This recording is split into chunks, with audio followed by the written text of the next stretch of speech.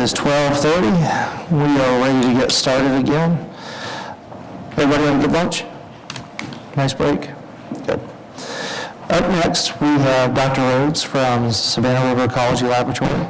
He'll be giving a brief overview over what they've been up to, and because there were some questions about remop at the last meeting, he'll address some of that at the end. I hope that's not too much of a spoiler. Down here in the middle is forward, and that one's backwards. Okay. The middle one is forward. All right.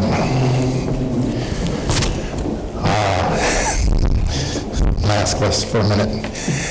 All right, well, thanks again for asking me. I always enjoy the opportunity to talk to the CAB and sort of give an update on what we're doing. As well as James mentioned, I'll go through and talk a little bit about some of the results we found from remop as well. Let's see. Well, I'm hitting it, but nothing's happening, James. Hang on.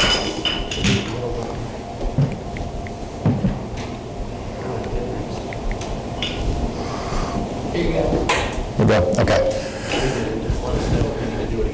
Yeah, okay. Yeah, let me. Yeah, let's not do it anything. I'll just tell you, I'll just wave at you when I need it. Got it. Okay, so I'm going to tell you a little bit, for some of the new folks, a little bit about mission, staffing, funding and work scope, some significant events for 21. This is sort of my FY21 update. And then some opportunities should be for 22 and challenges for 22. So the remop summary would be what's going to get moved up in the middle there somewhere. You can keep going past that. Okay. So a little bit about our background. Savannah River Ecology Laboratory started, in essence, with the arrival of Gene Odom, who was a professor at the University of Georgia. He was given a contract by the Atomic Energy Commission to conduct ecological baseline work on the site right after, in 1951, after the site was taken over. And so that bloomed over the years into more and more faculty from the University of Georgia coming to Savannah River site and studying the ecology of the site, studying the effects of radiation on the site, studying the ecosystem processes that determine where radionuclides are released and moved in the environment. We moved into our current facilities in 1977 and have been there ever since. Okay.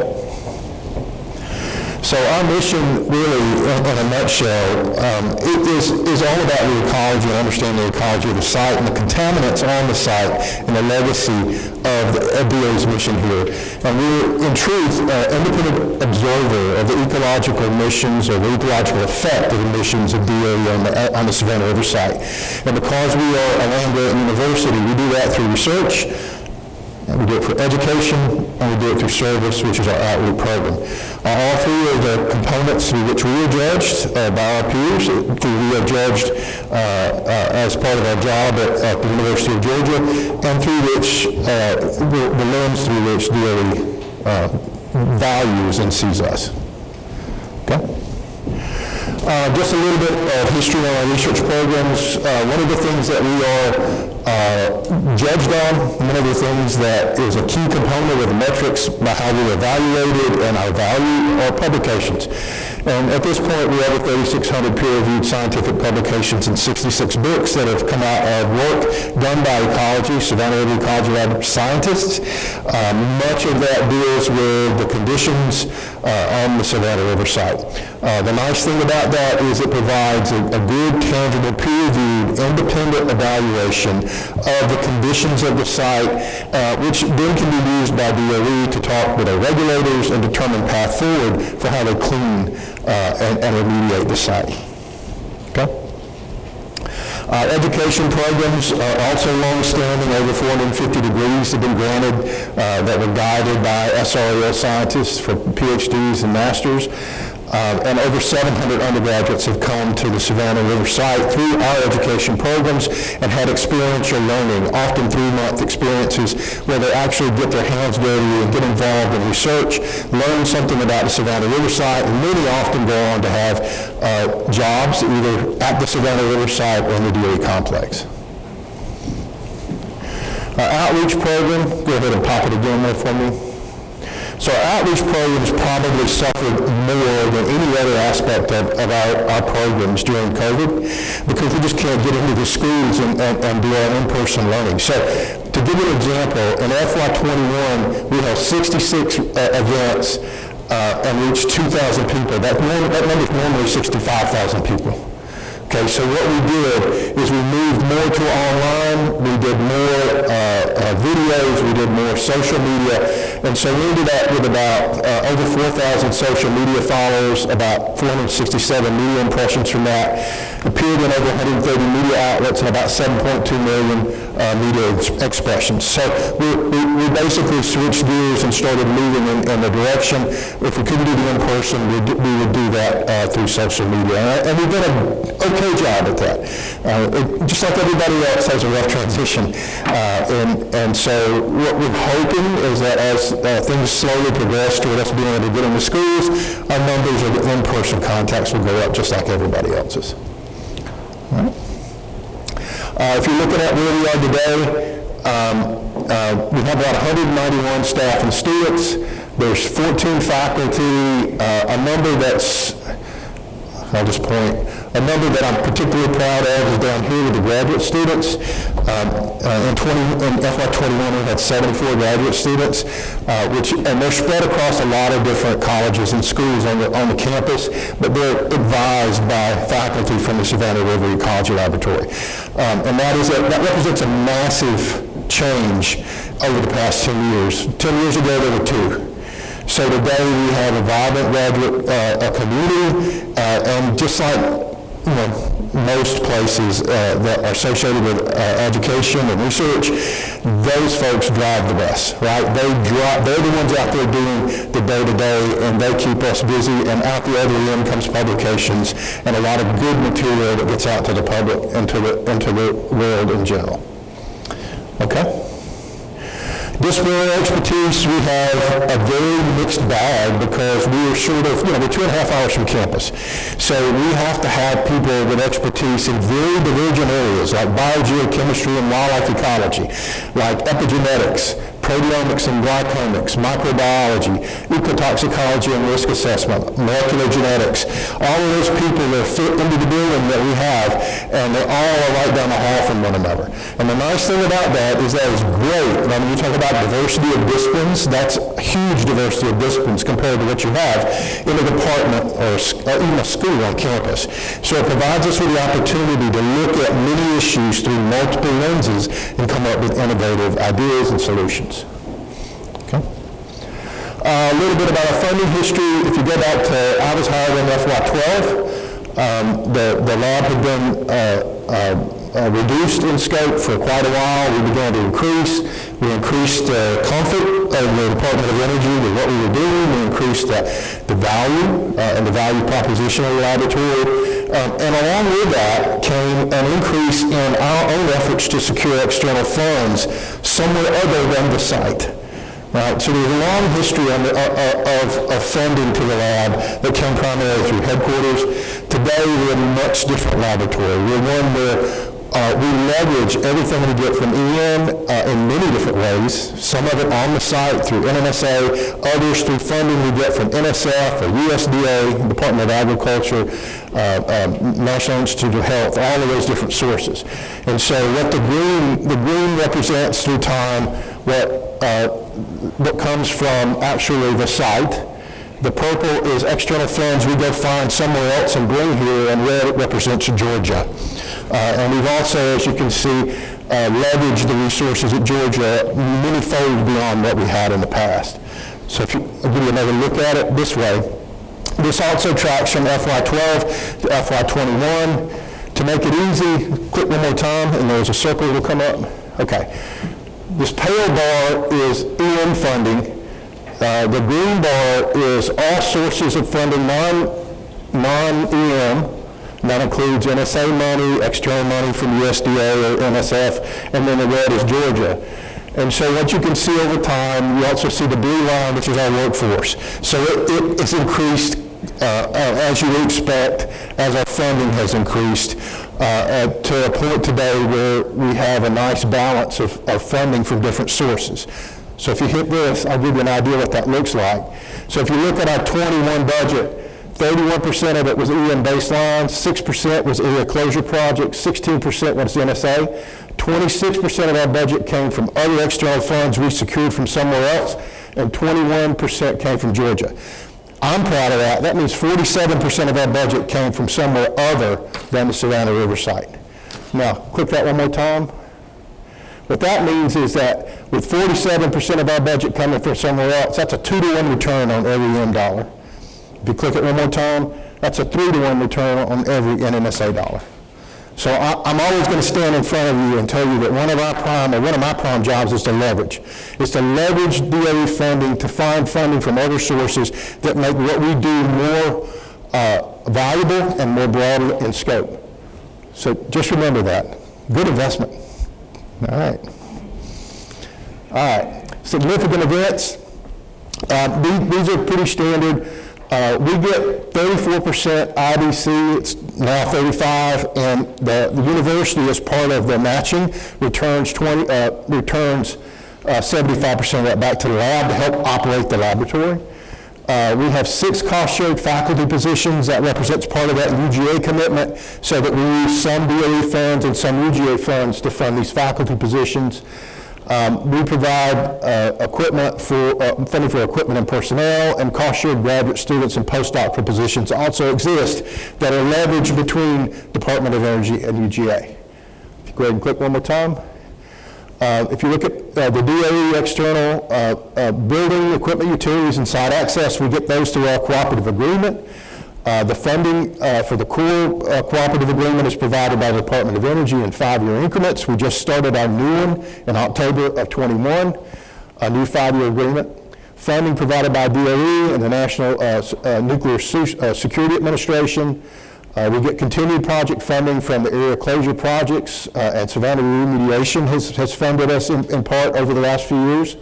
And last year, we got $2.5 million in external funding from places other than the SRS through competitive grants and contracts. A few things in terms of work scope.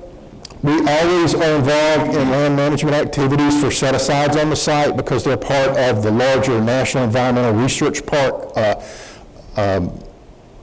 status of the site. We advise 74 graduate students, mentored over 102 graduate students, and my faculty taught 15 courses on the main UGA campus and 3 of those at SREL. I won't go through this laundry list, but interdisciplinary research, we work with the National Lab, we work with Savannah River Remediation, with the U.S. Forest Service, Department of Agriculture, National Science Foundation, a whole lot of different funding agencies. One thing that has happened over the last 5 years at the Savannah River Ecology Lab is that as we've changed our workforce, we have people retire, we've brought in new people. And as those new people come in, that represents a new opportunity for us to expand our funding horizons, expand the opportunity in terms of disciplinary expertise, and become more of a partner in terms of our ability to leverage what we have here with funding from other federal, private, and state sources. Okay? Site-wide source of ecological expertise. We provide support to area closure projects, SRR, SRNL. We had 33 proposals as PIs or co-PIs last year. We hired a new research scientist in wetlands ecology and microbiology. We're very excited about her. Scientific productivity, we published over 95 scientific articles and gave over 100 presentations in 21. That also suffered, this 100 presentations, usually 300. There just weren't as many opportunities for us to get out and spread the word as we normally do. That's changing, so that number will go back up. Analytical Services, we do a lot of work with heavy metals, particularly mercury, and a variety, about a suite of about 20 other metals. Our staff, our Analytical Services analyzed 4,400 samples for medical contaminants, metal contaminants, and over 2,800 samples for methylmercury and total mercury last year. Okay. So now I'm going to give you a little bit of a summary of the REMOT program. This, just to remind you, this is a program that stemmed from a recommendation of the CAB a number of years ago, that we actually go and develop a communications plan for folks in Burke County at the behest of the Department of Energy and with some ties and partnership to WAND, Georgia WAND, to help us integrate into the community, and go in and develop a program centered around trying to help people understand what monitoring programs were and what the data that came out of these monitoring programs were, and why they should have more comfort, right, in the fact that these data were demonstrating that they were safe. So let's go through it. The background, it was focused on radiological environmental monitoring programs, and the data collection from and with the community as an educational tool. What I mean by that is we not only developed outreach products, but we also went into the community and collected some limited data.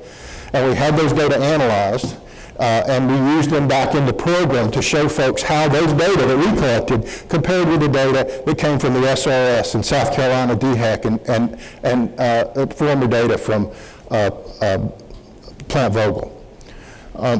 The background, historic Burke County, radiological environmental monitoring, the South Carolina DHEC samplings in the Savannah River. SRS has 9 well locations over in Burke County. There's historical SRS air monitoring stations that were in Burke County. The Southern Company Plant Vogel has stations throughout Burke County, and Georgia EPD monitored it until 2004. So there were a lot of different data sets that spoke to what was going on in Burke County. Community involvement, we engaged in figuring out what was in their environment, and we did that in part through an EPA Technical Assistance Needs Assessment, where the EPA came in and they did a facilitated meeting with the community to see what issues or problems they felt they had, and we used that to sort of guide our program in terms of the kinds of things we looked at, okay? So REMOP goals, it was a data-driven understanding of an environment, educate the community about monitoring programs, collect community samples to show how monitoring programs worked. The data that we collected was never supposed to be, it wasn't anything similar to a monitoring program other than the way we collected the data and analyzed it. Right? It wasn't meant to be a statement on what radionuclides might be in their environment. It was a tool to show them how the data were collected and how they were used. One more, go back. And synthesize data from environmental monitoring programs for use in educational talks and resources.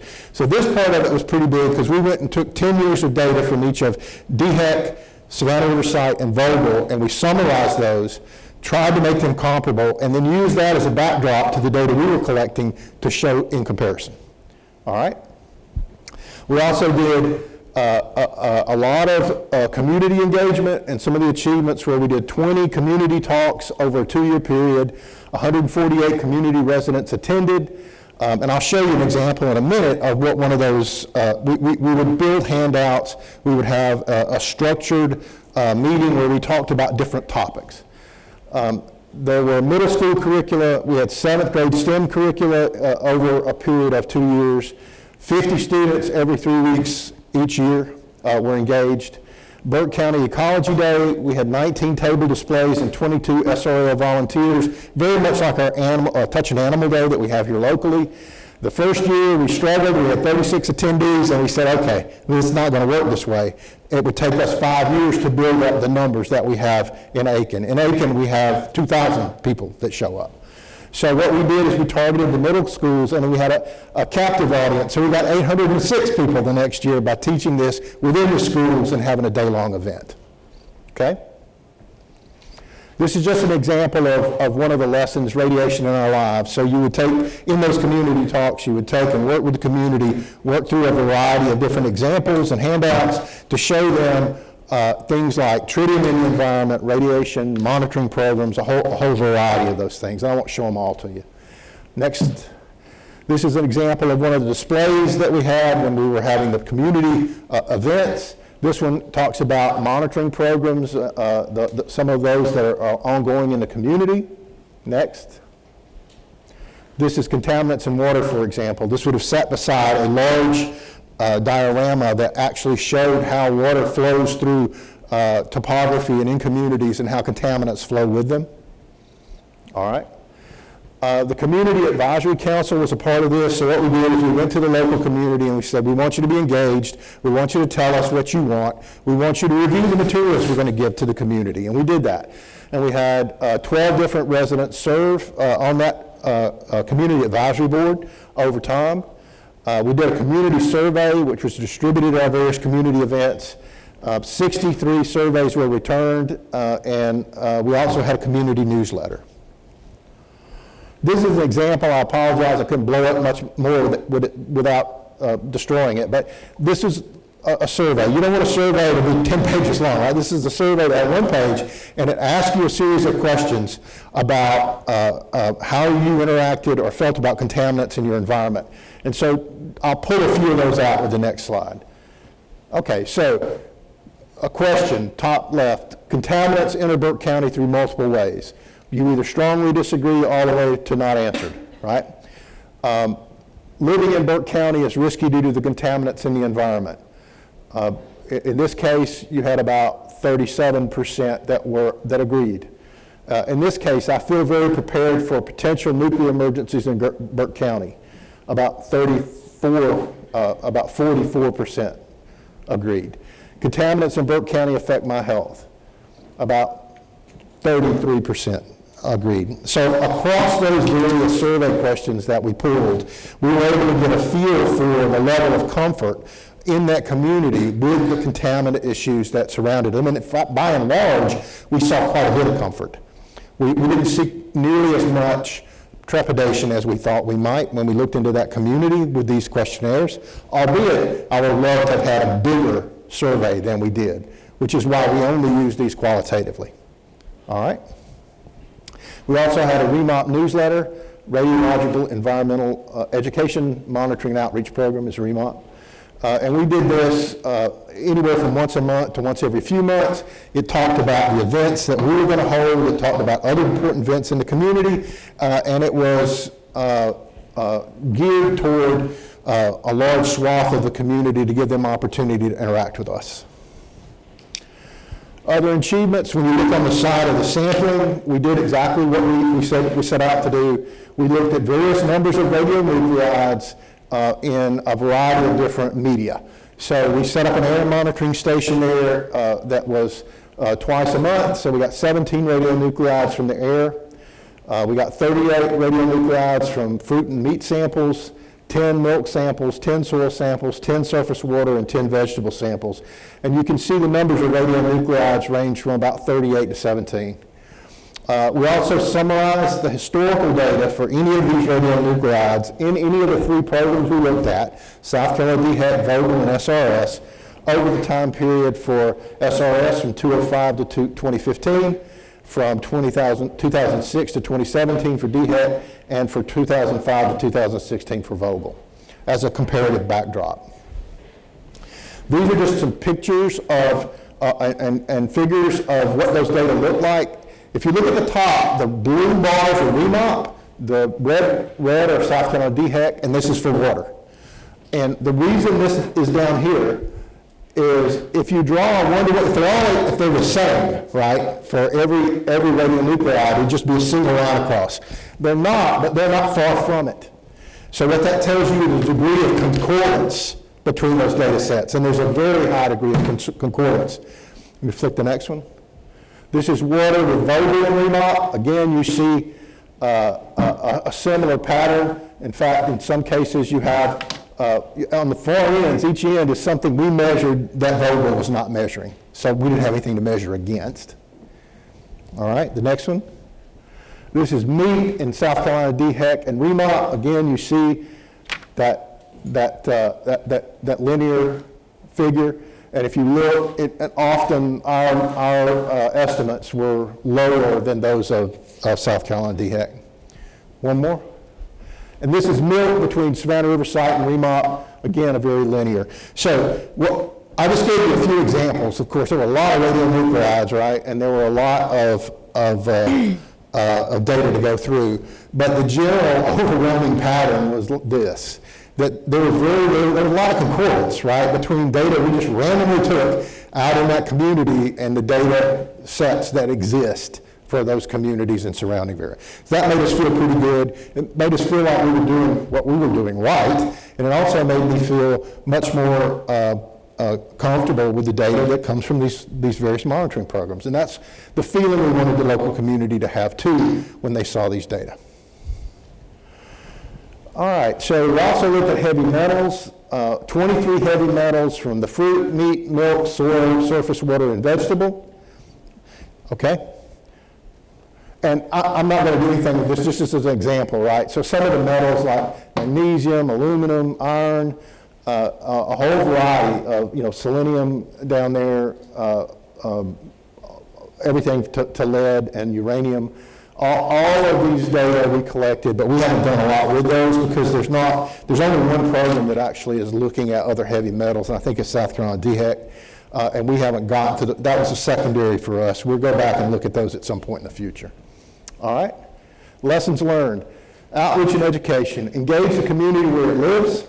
Work with local partners. What I mean by work with local partners and engage where it is you've got to figure out where that community spends its time and where it gets its information. That's the very first thing you have to do. Because if you're not in the places where they get their information, then they don't hear you. So we learned that. And work with local partners. It was much more effective for us to work with people that lived in that community than people that were outside of that community. And so we made a big effort to build connections inside the community so that we could become part of the networks where other people gathered and where people listened.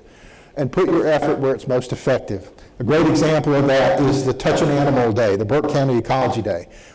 It was not a known quantity in that community. The first time we held it, people were not used to coming to that event.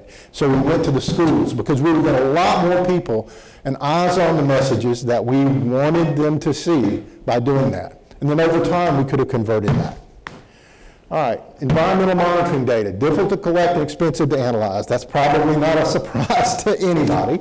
And data directly influenced by sample type and methods used. This was one of the interesting things for me, is that as we go through this, we began to realize that there are lots of places where monitoring programs differ in little bits. They might be looking at the same thing, but in one place they may be using dried samples, another they may be using wet samples, which give you totally different answers when you actually look at the data in the lab, right? So you have to back convert and do those kinds of things. Also the sample type. Even though you're both looking at vegetables, you may be looking at different vegetables that have different characteristics. All of those things. All right, next. And then environmental monitoring programs, that made it that all the data is not always that easy to compare across programs. Even though much of it's the same, it's not always easy without some manipulation of the data to figure out what's going on. Sometimes you have different media collected, different sample types, volumes, and analytical methods. And different data management methods, right? So if you go through a data set and you have a lot of zeros, how are those zeros treated? Are they ignored? Are they converted? Well, all of those make a difference in the answer that you get in the end. So one of our recommendations back is take a good long look at monitoring programs and get as much consistency as you can in how they do things so that you don't have differences that don't really exist for the public to see, right?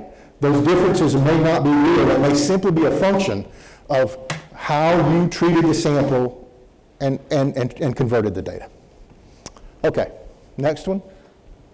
So opportunities for FY22, pursuing a land lease near the conference center. We're working with DOE to try and get a land lease near our conference center so that we can expand our outreach, education, and research activities in an area that's not behind the fence. Okay. That's going very well. We're preparing the next stage of documents to look for permission to do this. New UGA involvement with SRNS. So as many of you have heard, BSRA is now operating a national lab, and it also has relationships with Georgia, South Carolina, Clemson, Georgia Tech, and South Carolina State. That's requiring some of my time now, just simply because I'm going to help. Georgia's trying to interact with the lab, national lab, much more than it has in the past. We've created a new institute to do that. And when I'm not doing my day job, I'm serving as a co-director of that institute for a little while to get it off the ground, since I sort of understand what's going on here at the site. But I view good things coming from that in the future for BSRA and the other universities that are partners, because it gives a much different path forward and a much different set of opportunities for the National Lab having the university partners embedded. All right? We're in the process of increasing our faculty by 5 new faculty lines to SRL through UGA hiring initiatives, 4 in 23 and 1 in 24. So in the university environment, faculty lines are gold, right? It's the treasure that we all seek. And we were very successful at leveraging our DOE support to get new investment by UGA. And so we'll have 5 more faculty. With that comes more graduate students, more external funding, more research, right? All of those things come with those new faculty in the areas that we're searching for, so we're very excited about that. But it also comes with more demands on my system, right? And more people to track and deal with. We've got a new cooperative agreement, which was initiated in 22 through 26, and we're very happy about that. And we continue to partner with the Department of Energy moving forward. All right. Continued development of core missions on the SRS, so you can just click these down. Radio ecology, low-dose radiation effects, metal and radionuclide ecotoxicology, fate and transport studies, enhanced biomonitoring technologies, and outreach and education programs. Those are sort of the core things that we do, right? We want to continue to develop these missions and round them out. Some of that will come with some of the new faculty. Some of it comes with the growing experience of some of our younger faculty as they become more successful. I'm particularly interested in this radio ecology and low-dose radiation effects because we have a one-of-a-kind facility at Savannah River site that we operate. It's a low-dose radiation facility. It allows us to treat organisms with very low doses right above background and see what the actual effect on the organism is, because that's where the big question marks in radio ecology exist. We don't know how those effects translate through the life of an organism, and we're looking at the organisms in whole. We're looking at the proteins, the sugars, the metabolic waste, all of those things that we're looking at help us understand how those low-dose effects really interact with an organism, and we're using a fish model to do it. All right? Challenges. Funding environment for external grants and contracts certainly took a hit with COVID. It's starting to recover, but it's not all the way back. So we continue to be hopeful, and we continue to compete and fight for external dollars to continue to fund the kinds of things we need to be doing. Next. Long-term stability of SRL model. What I mean by that, and I've said this before, is if you go back to the figure I showed, the same things that make us a great partner to DOE, the fact that we're bringing in almost 50% of what we're operating on, make us vulnerable, right, as well. So over time, I would like to stabilize that model to some degree and at least find enough resources so that we have some stable set of resources for our core, so that all the other things that we do go out and get are more focused on research and education rather than just keeping the lights on. Okay? Administrative burden at current staff levels. With growth comes, as you all know, burden, and that burden is on our budgeting, that burden is on our HR, that burden is on our finances, that burden. So one of the things that we're trying to contend with is trying to make sure that we bring in enough funds, that we generate enough indirect costs, that we can provide all of the services that we need to provide. And that doesn't include those for Georgia. It includes those things like our property management for DOE. It includes things like our safety program that we have committed to for DOE. All of those kinds of things become strained, right, under resource limitation. And so we're working to make sure that all of those continue at a safe and reasonable level. Okay. Staff turnover, this is not new for the site. We have the same problem, and post-COVID or in COVID, it's a problem for everybody. Getting good people for jobs is really difficult right now, and if you're looking for people, you probably already know this. It's difficult. There's weird things going on out there, and so anytime you lose a staff member, it can be really difficult to get a good person back in that role. So we're struggling with that, just like everybody else, but we're doing a good job. I mean, you know, it just takes extra effort, and sooner or later you find the right people. Okay. Additional resources to fulfill NERP missions. One of the things that Cav asked about a couple of years ago was NERP. We are making progress in that area, But again, I think there's some opportunities that we're missing. One of the things that we've done with ACP is we've converted the support for the ACP mission to actually focus on graduate students. So for example, if they need help understanding how contaminants are moving through a soil contamination area on the site. In the past, they would have given us money, we would have hired technicians, and we would have gone in and looked at it. Now we tie it to graduate education in a very reliable, consistent way so that we get more than just a simple study. We get out the other end of that, you graduate a student, you train somebody, and you get bigger, clearer answers with their thesis. So we're continuing to try and do that. I would like to do a lot more of it, but that requires additional resources. And then graduate and undergraduate housing needs, we're working with the Department of Energy and the Savannah River National Lab to try and solve that problem. Whether we will or not, I don't know, but I'm very, very enthusiastic about the opportunities to do that. We're trying to do it through potential funding from headquarters, and whether that will happen or not, I don't know, but I'm very pleased about the process because DOE has been very supportive and the National Lab has been a good partner in trying to do this. If you look, and I'll just say something about this, we did an analysis and I wrote a white paper on this. In the course of 1 year, 450 undergrads or graduate students come to the Savannah River site, all right, for an educational experiential program. They come as interns, they come as fellows, they come as graduate students. 450 kids from all around the country come here.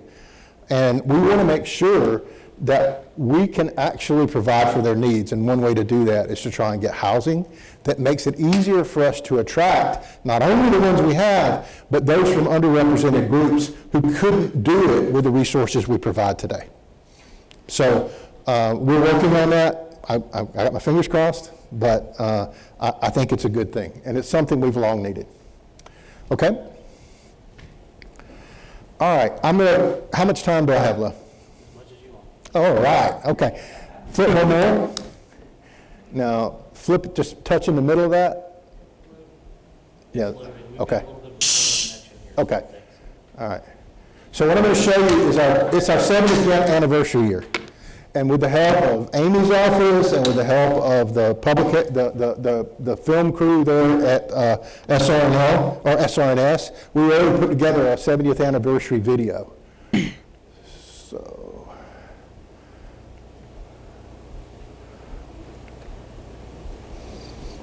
we'll cross our fingers. Oh yeah, here we go.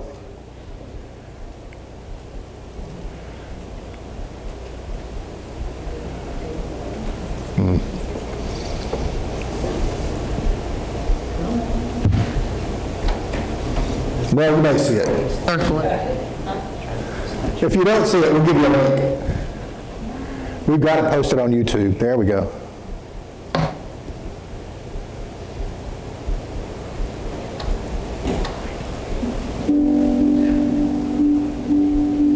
Ecology means the study of the environment.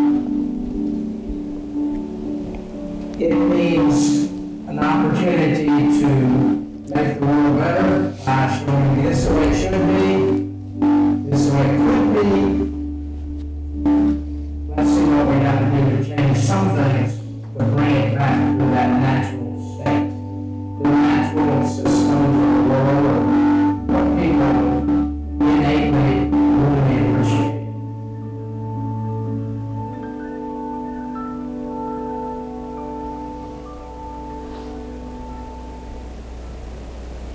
The Ecology Lab has provided an opportunity for research that is unparalleled in this country and probably in the world. For 70 years, the University of Georgia's Savannah River Ecology Laboratory has provided an independent evaluation of the impact of Savannah River site operations on the environment. SREL utilizes basic and applied research at all levels of ecological organization, analyzing the ecological impact of emissions at Savannah River site on everything from animals to entire ecosystems. If you go back to Gino, who founded the Ecology Lab, he was about the big picture. He was always interested in what all the pieces and parts summarized together really meant to ecosystems and human health and all the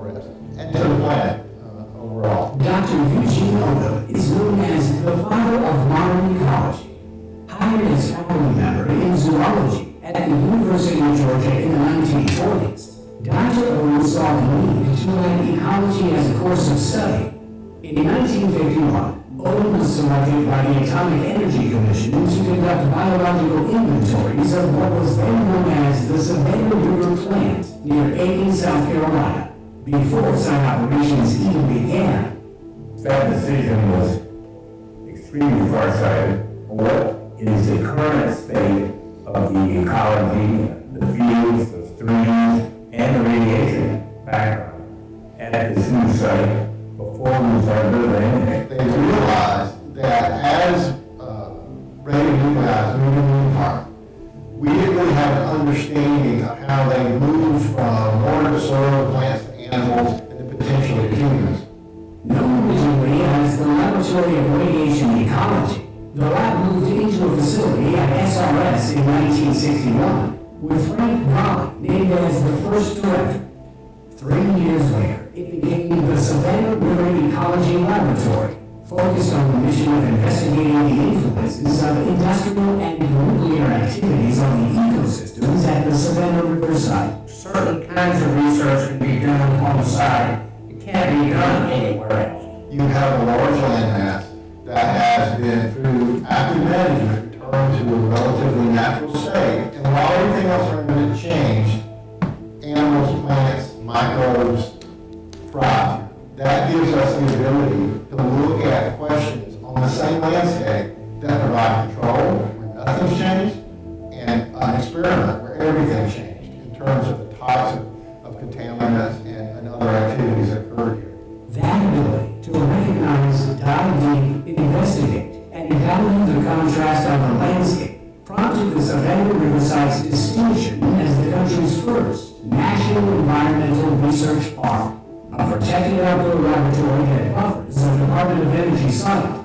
Today, there are 7 NERC facilities recognized nationwide. We showed that nuclear production can be done safely, but we also showed it can be cleaned up afterwards safely. And what we're doing is protecting them, protecting them by informing them, and by informing DOE of what problems they have and potential solutions to solve those problems. For 70 years, SREL's enduring commitment to the study of the environment has strengthened the cooperative partnership between DOE and UGA. The Savannah River Ecology Lab, especially in recent years, has helped build a very strong and important relationship between the University of Georgia and the U.S. Department of Energy. They help us with pre- and post-remediation projects, including helping us to go to our regulatory community to gain support for decisions that have been made. SREL is not only known as a highly acclaimed research facility, but also has developed a public outreach program that is second to none. We work with local communities to help them understand the problems of the site. Building and trust and confidence in the community is an important part of SREL's impact. You've got to tell the public what you're doing, and that's what the outreach program did. The engaging, informative, and innovative outreach program at SREL was introduced in 1991, focused on commitment to educating the public as well as the scientific community.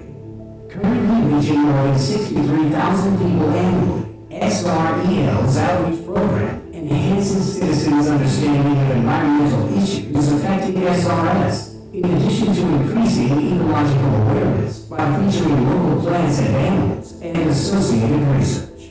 You almost cannot find a school child who's been here for the last 30 years, who grew up in this education system, who does not know who we are. They go out and tell our communities about those activities and ensure them that what we're doing here in operational space is safe. Not only are we affecting our local community, but we're also affecting, the greater community at whole. Because when we're publishing our research and the work that we do here, it's reaching the masses. There have been over 3,000 scientific publications that have come out of SREL from the faculty, students, and technicians over the years, and they've had a tremendous impact. And in impact of his life to an international profile for SREL garnered more media coverage and attracted more leading experts to the lab.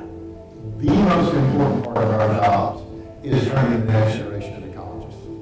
You can come as a student to this one place and study a variety of different plants, animals, insects, microbes that you might not find in other parts of the Southeast. And we can do it both in a natural setting, because of the large buffer area we have here, as well as in a setting where they are potentially impacted by contaminants. Research that has been and will continue to be influential far beyond the boundaries of Savannah Riverside. This is a treasure chest of research and educational opportunities for students, faculty, anybody that's here. This is a jewel in the university's crown. We're proud of the research that goes on here.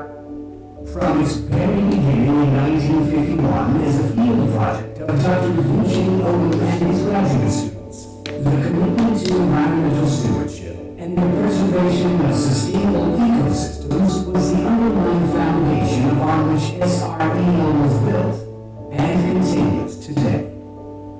Nowadays, there are so many kinds, different kinds of environmental problems. I mean, I cannot fix all of them, but I'm happy, more than happy that I'm involved in this team and can fix or help or improve the environment. Knowing that I'm a part of making a difference and doing something greater is what wakes me up in the morning.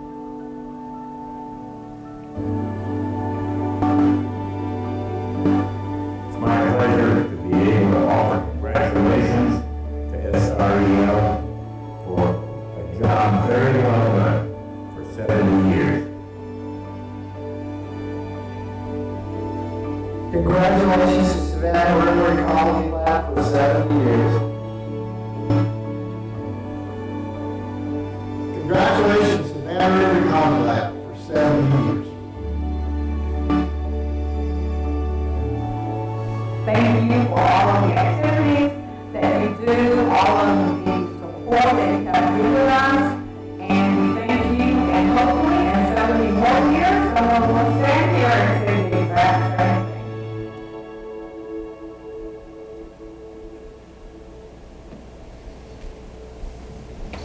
All right.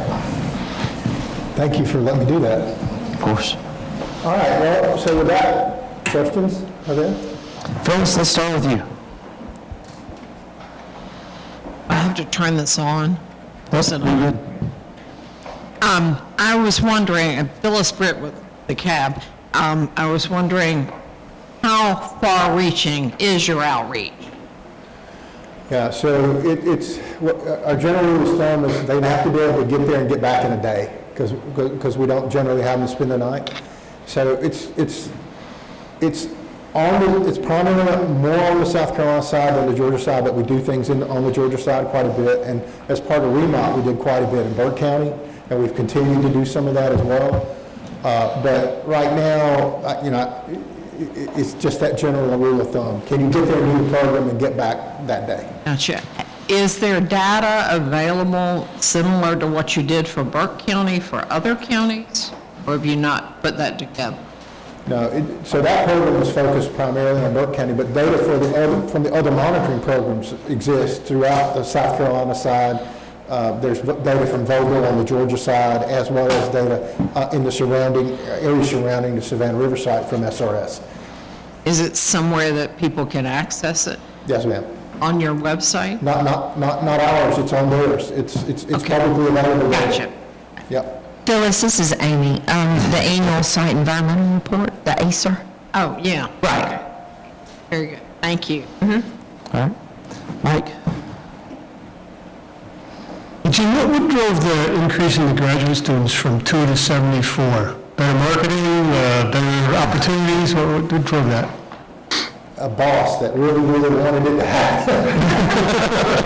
So one of the first things I did when you guys started to support us after I got here was I told the faculty that every one of them was going to be a graduate faculty member at Georgia, and we did a an advertisement for 15 graduate students. And we created our first new cohort. And so what I've done is, I understand, at least the way I think about things, the graduate program drives everything else very well because it brings in these people, and you can't just bring in a graduate student and ignore them, right? It engages you, it engages the people around you, and it engages us to go find funding to support them. So two things happened. One is I placed that as a premium on how they were evaluated, that we do this, and that they go look for research funds to support these. Three things. The second is I leveraged your funding with campus, so I got Georgia to invest from their side to support those graduate programs. And then, you know, lastly, if you look at our growth, as we moved from an older age structure to a younger age structure, we were starting to bring in faculty who might have 4, 5, 6 graduate students, rather than somebody who had one and was on their way out. So I've got faculty that have 13 graduate students. So the stronger their programs become, the more of this we see. Any other questions from around the table? Greg? Thanks for the nice presentation, as always, Gene. I was thinking about y'all's mission to deliver research, basically. What would you say over the years has been the top research or the paper or series of papers that has had the most scientific impact?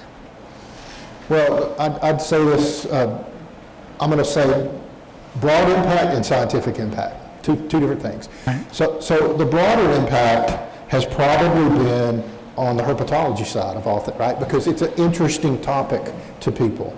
And we've had some really good herpetologists over the years who could engage the public, and especially with endangered and threatened species. So from a broad general public perspective, I think you go anywhere, and if they know SREL, they know about a herpetology program. Okay. On the scientific side, that's a hard one because they had breakthroughs over the years. Well, I'll do it through time. They started out as the Laboratory for Radiation Ecology, and so a lot of the basic work that was being done here was also being done at Oak Ridge. It was also being done in Russia and some parts of Europe.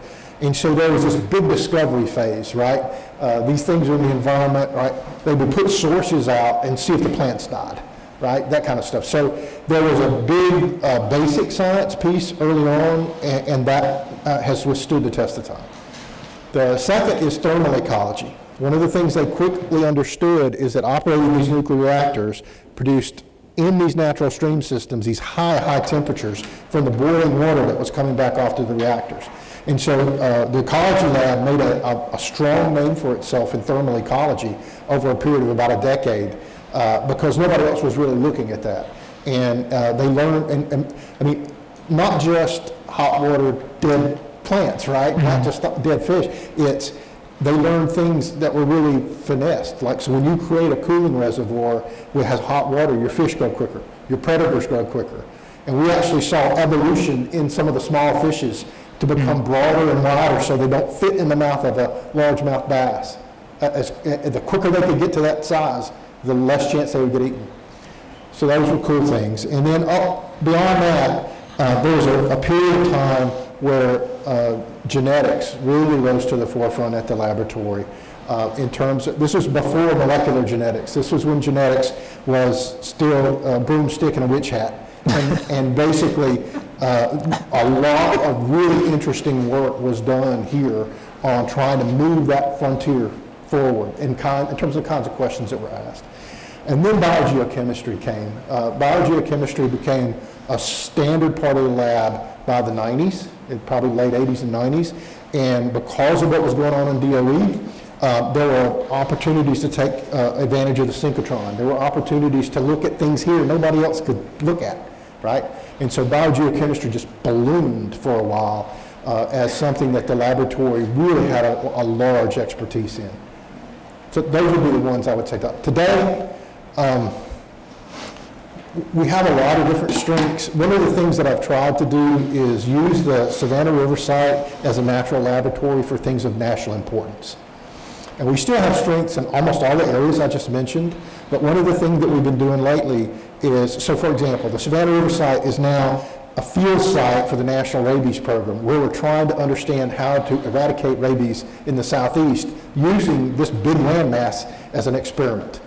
We're also doing that for feral swine. Feral swine is the leading invasive species in the nation. Where can you do research like we do here? Nowhere, right?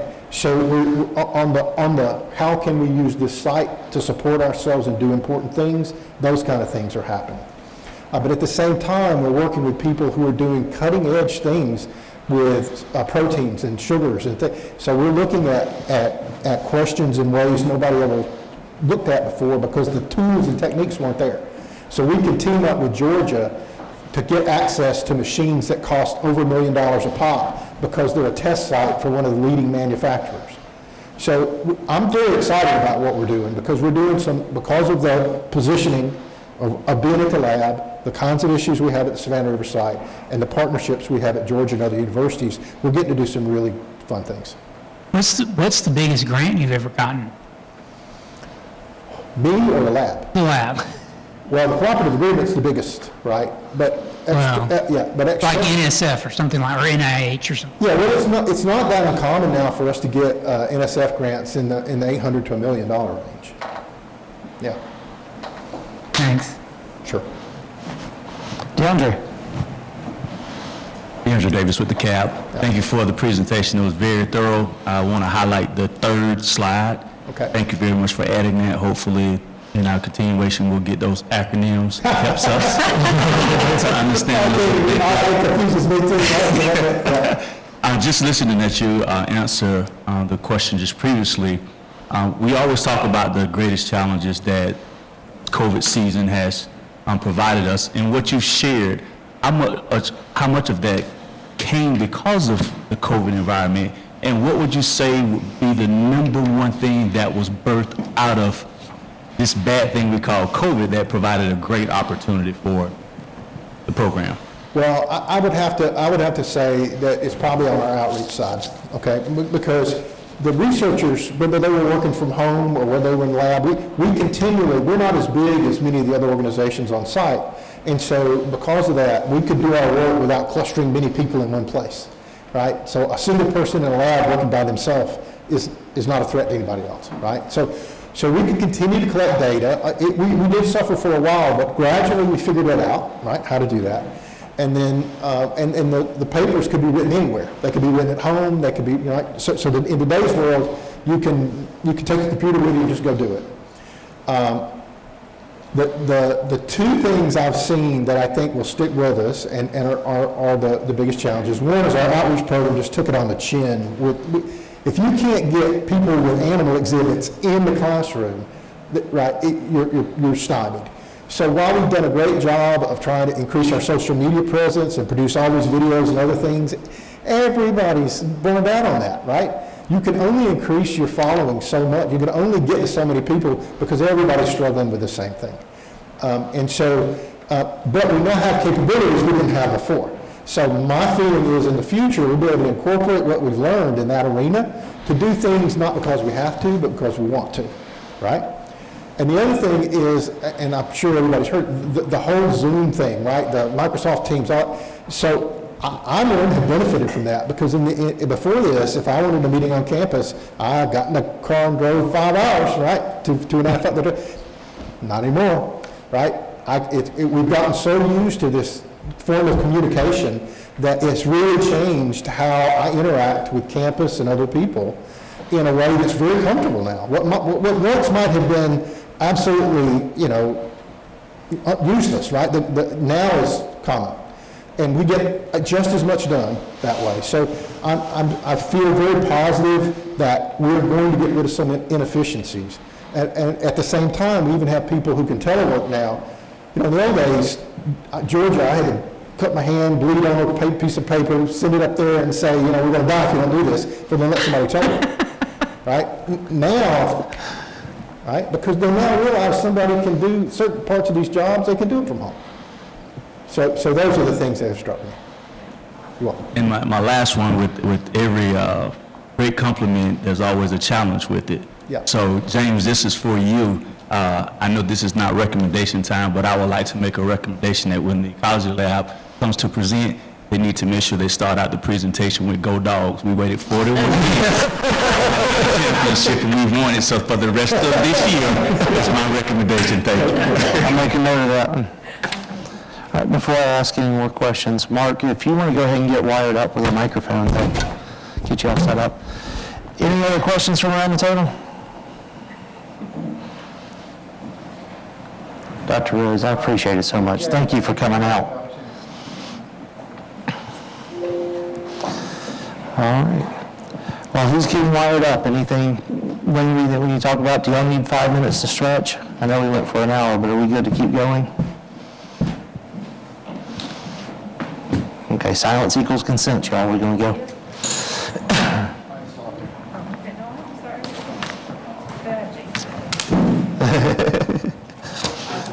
I think she was fussing at me.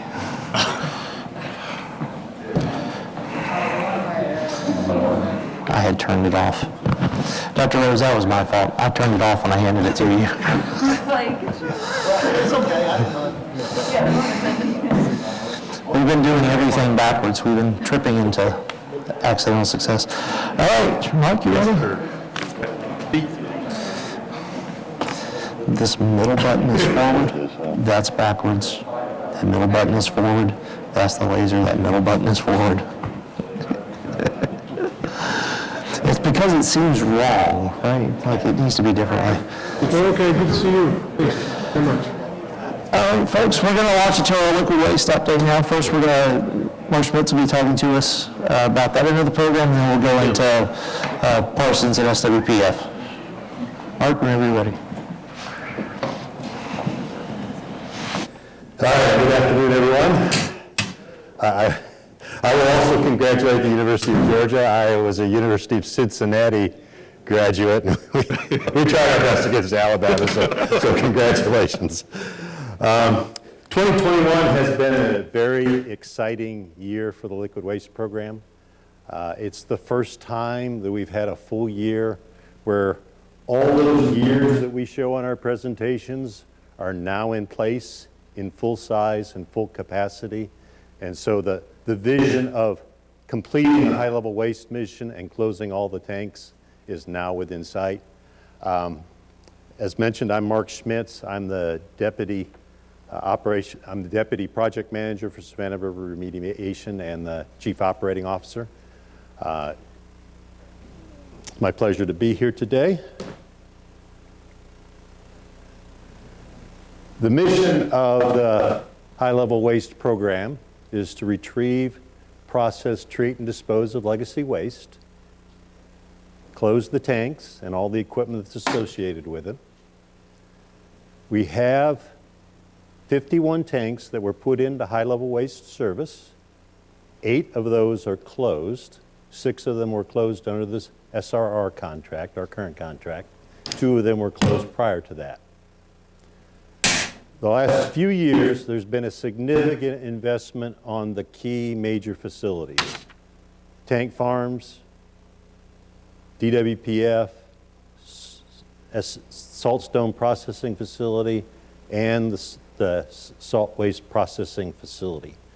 I want to point out that Mike Pittman is going to be presenting here in a little bit. Congratulations to his team.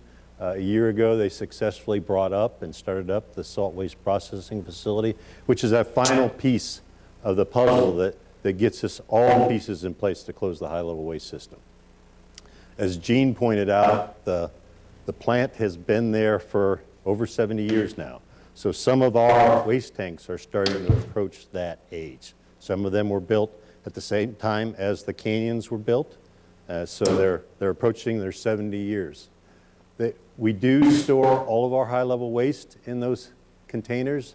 That graphic that you see gives you a breakdown between the sludge that we process, which we wash and send directly to Dwpf, the saltcate and the supernate, which are the soluble fractions that will eventually go through SWPF, and are then, they give us the high radionuclides, send those through Dwpf, and we put them in glass. I say we store 35 million gallons. For the first 40 years, the primary mission of the tank farms was actually to concentrate by evaporation the waste coming out of the separations facilities. If you look at all the discharges that the separations facility had to the tank farm, it's over 125 million gallons. So that's how much concentrations happen through evaporation to get it down to the 35 million gallon quantity that you see. That salt cake, which is a major part of that material, will have to be redissolved into salt solution, supernate as we call it, and fed to SWPF.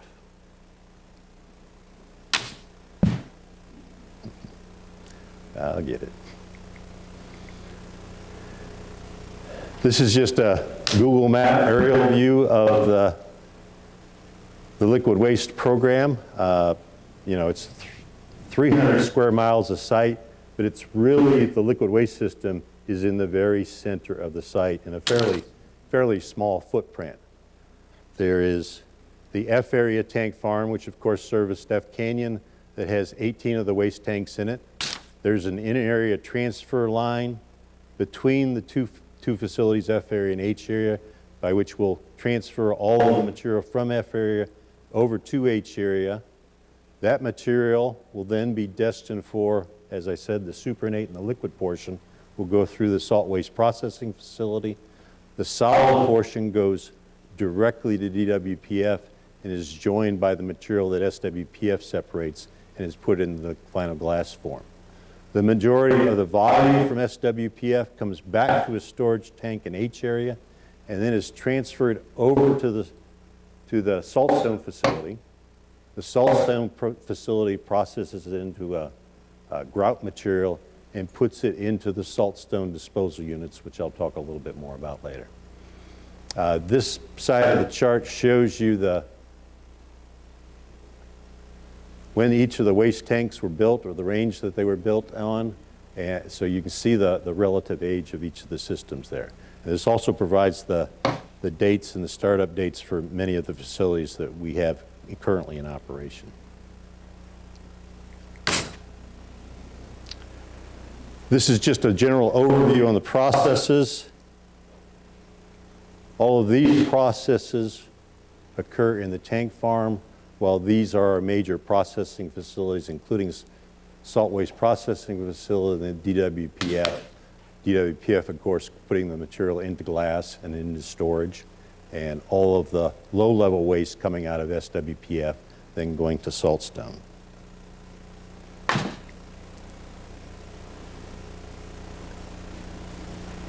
Everything that we're doing is targeting an end state. It's when the job is done and the facilities are closed.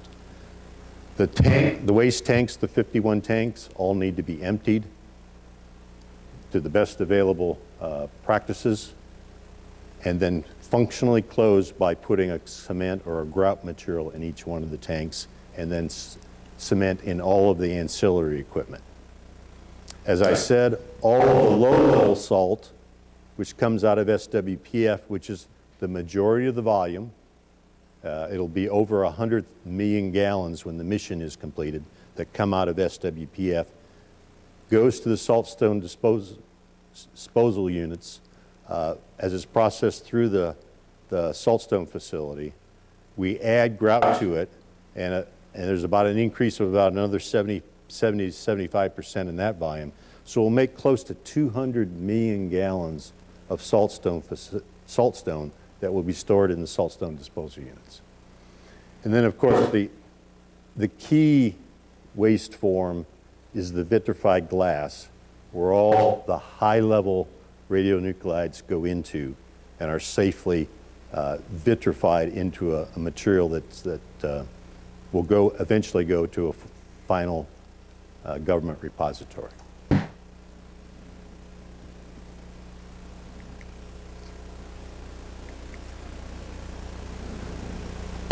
So as I said, 2021 was a big year. As far as processing salt feed, it set records. with the capacity that Mike and Glenn and their team bring to the system for processing the high-level waste salt solution. Almost double any previous year's production that was done by MCU ARP, the scaled version of SWPF, and really triple the average that we've seen over the last decade. The eventual goal is to get to 6 million gallons a year processed through SWPF, fed to SWPF, processed through SWPF, and then on to 9 million. We've had to significantly improve our waste retrieval capability, the ability to be able to get sludge out of waste tanks, to be able to get salt out of waste tanks, and to be able to get the salt cake out of waste tanks.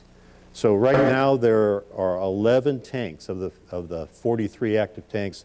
There are 11 tanks that are in some phase of active preparation or active removal of salt from those to be able to make the salt batches for SWPF. There's another 5 tanks that are being worked to be able to get sludge out and being able to feed directly to DWPF. One of our big accomplishments when production was at a lower than it is now, it would take about 6 months to actually assemble, qualify, get the analysis and qualify a salt batch. Going to 9 million gallons a year, which are basically making up 9 different batches in 1 million gallon tanks, you have to significantly accelerate that process. So we've taken that down from a 6-month program to what now takes 6 to 7 weeks to be able to do.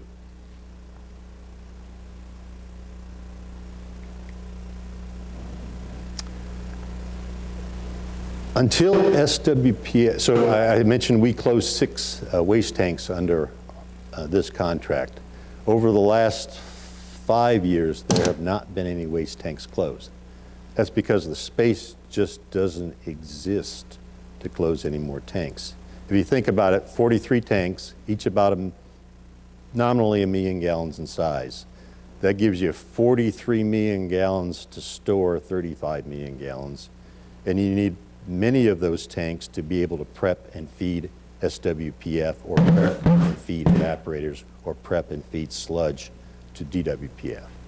So the space doesn't exist to be able to close a tank. Once SWPF gets up to full capacity and we fed a lot of the liquid waste through there, then there'll be tanks that'll be empty and we'll go on to the next step of being able to be closed. So over the last 2 years, what we started to look at is ancillary equipment, the equipment that supports other operations that hasn't been used in many years. For instance, there's been 5 evaporators in the liquid waste system. 3 of those are no longer in service. So 1F was the original evaporator that was used in service. It was closed in 1989.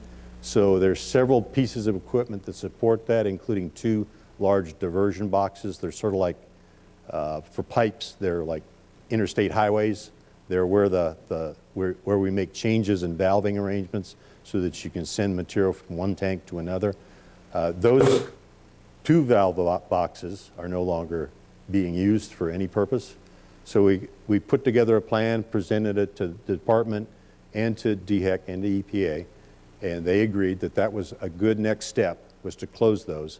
So we have completed the grouting, cleaning and grouting of those 2 diversion boxes, and fill the inside. We'll then put each one of those in a tomb, if you will, a sarcophagus that will pour over the top of them, and formally close those, and we're on track to do that well ahead of the December 31st, 2022 commitment date.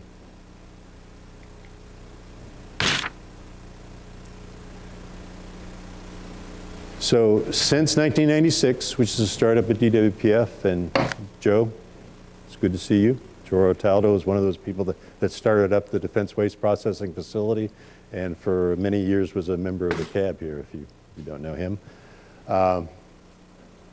Started up in 1996, originally just vitrified the sludge material. Once MCU ARP started up, then the cesium, strontium, and actinides started going to the process, and we'll be very busy now in the future with all of that material going from SWPF and from the tank farm to DWPF. This shows you historically how many cans were poured in there, poured to DWPF. You can see what the system plan now shows, averaging around 250 to 275 cans a year that'll need to be processed through DWPF. Just a few of the highlights at DWPF. We did pour 59 canisters. Again, that's supporting the pace of SWPF operations. We did maximize the volume of strip effluent that goes into a particular SRAT batch, and I apologize for using acronyms, but that's all we talk to. That's the first tank in the DWPF process. That's the one that takes all the sludge and all the strip effluent from SWPF, reacts it with the right materials, and prepares it for feed to the melter. Originally, we thought we'd only be able to put 2 batches of strip effluent into each SRAT batch. We've been able to refine the process and put 3 and sometimes even 4 batches of strip effluent. So a lot more radionuclides per unit glass volume that's being produced. We introduced a brand new anti-foam agent. We always are concerned about flammability of materials. Many anti-foams are organic materials, but you need it because with sludge, you're basically boiling this big coffee pot, and it's like your spaghetti pot. It could boil over if you wanted to boil it if you boil it too hard. With this new anti-foam agent, we can really increase the boil-up rate without getting foamy. And so that will be a big help to being able to sustain this kind of production rate in canisters. We're going through a big process that'll happen over this next year of making what will probably be, as Joe might imagine, the biggest chemistry change in the liquid waste system since the startup of DWPF.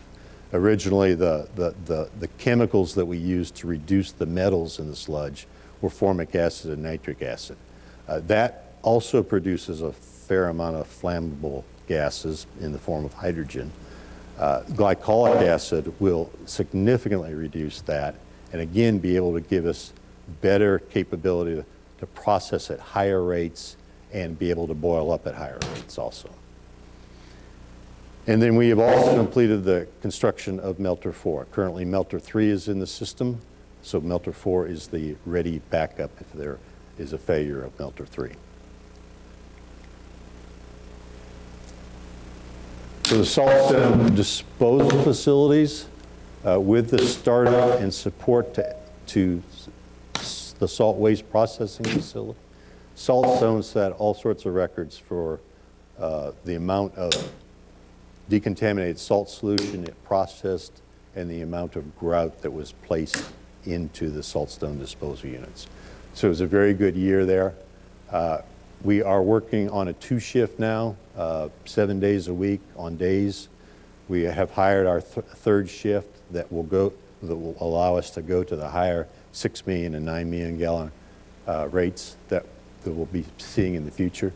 And they'll start working 3-shift operations in that facility later this year. And we've made modifications to much of the equipment inside the Saltstone processing facility to be able to improve its reliability. One of the innovations that we've put in place is the conversion to a 2-component Saltstone formulation. And when you think of grout, you think about cement as part of the formulation. But our other 2 components are basically 2 waste products from industry. One's furnace slag, and the other is fly ash from incinerators. When you put those 2 together and you mix it with our solution, they really go ahead and solidify without any concrete addition, cement addition. So we've eliminated cement from the mix, so it's now a 2-component mix. And the big advantage there is we have 4 large silos for feed material. Obviously, when you're handling 3 different components, it's just more difficult to handle. Now, you have 2 in service, 1 feeding slag, 1 feeding fly ash, and the other 2 are being filled, and you keep a constant supply to your facility. So a big improvement there for us just in being able to manage our operations. Okay. That's it for that. All right, and then the Saltstone disposal units, if you've taken a tour out there, they're an amazing thing. We'd originally, when we envisioned building the repository for that low-level waste, we envisioned smaller tanks. They seemed big at the time. They were 3 million gallon tanks. But when you go through the math for that, you were going to need over 90 3 million gallon tanks to hold all that material.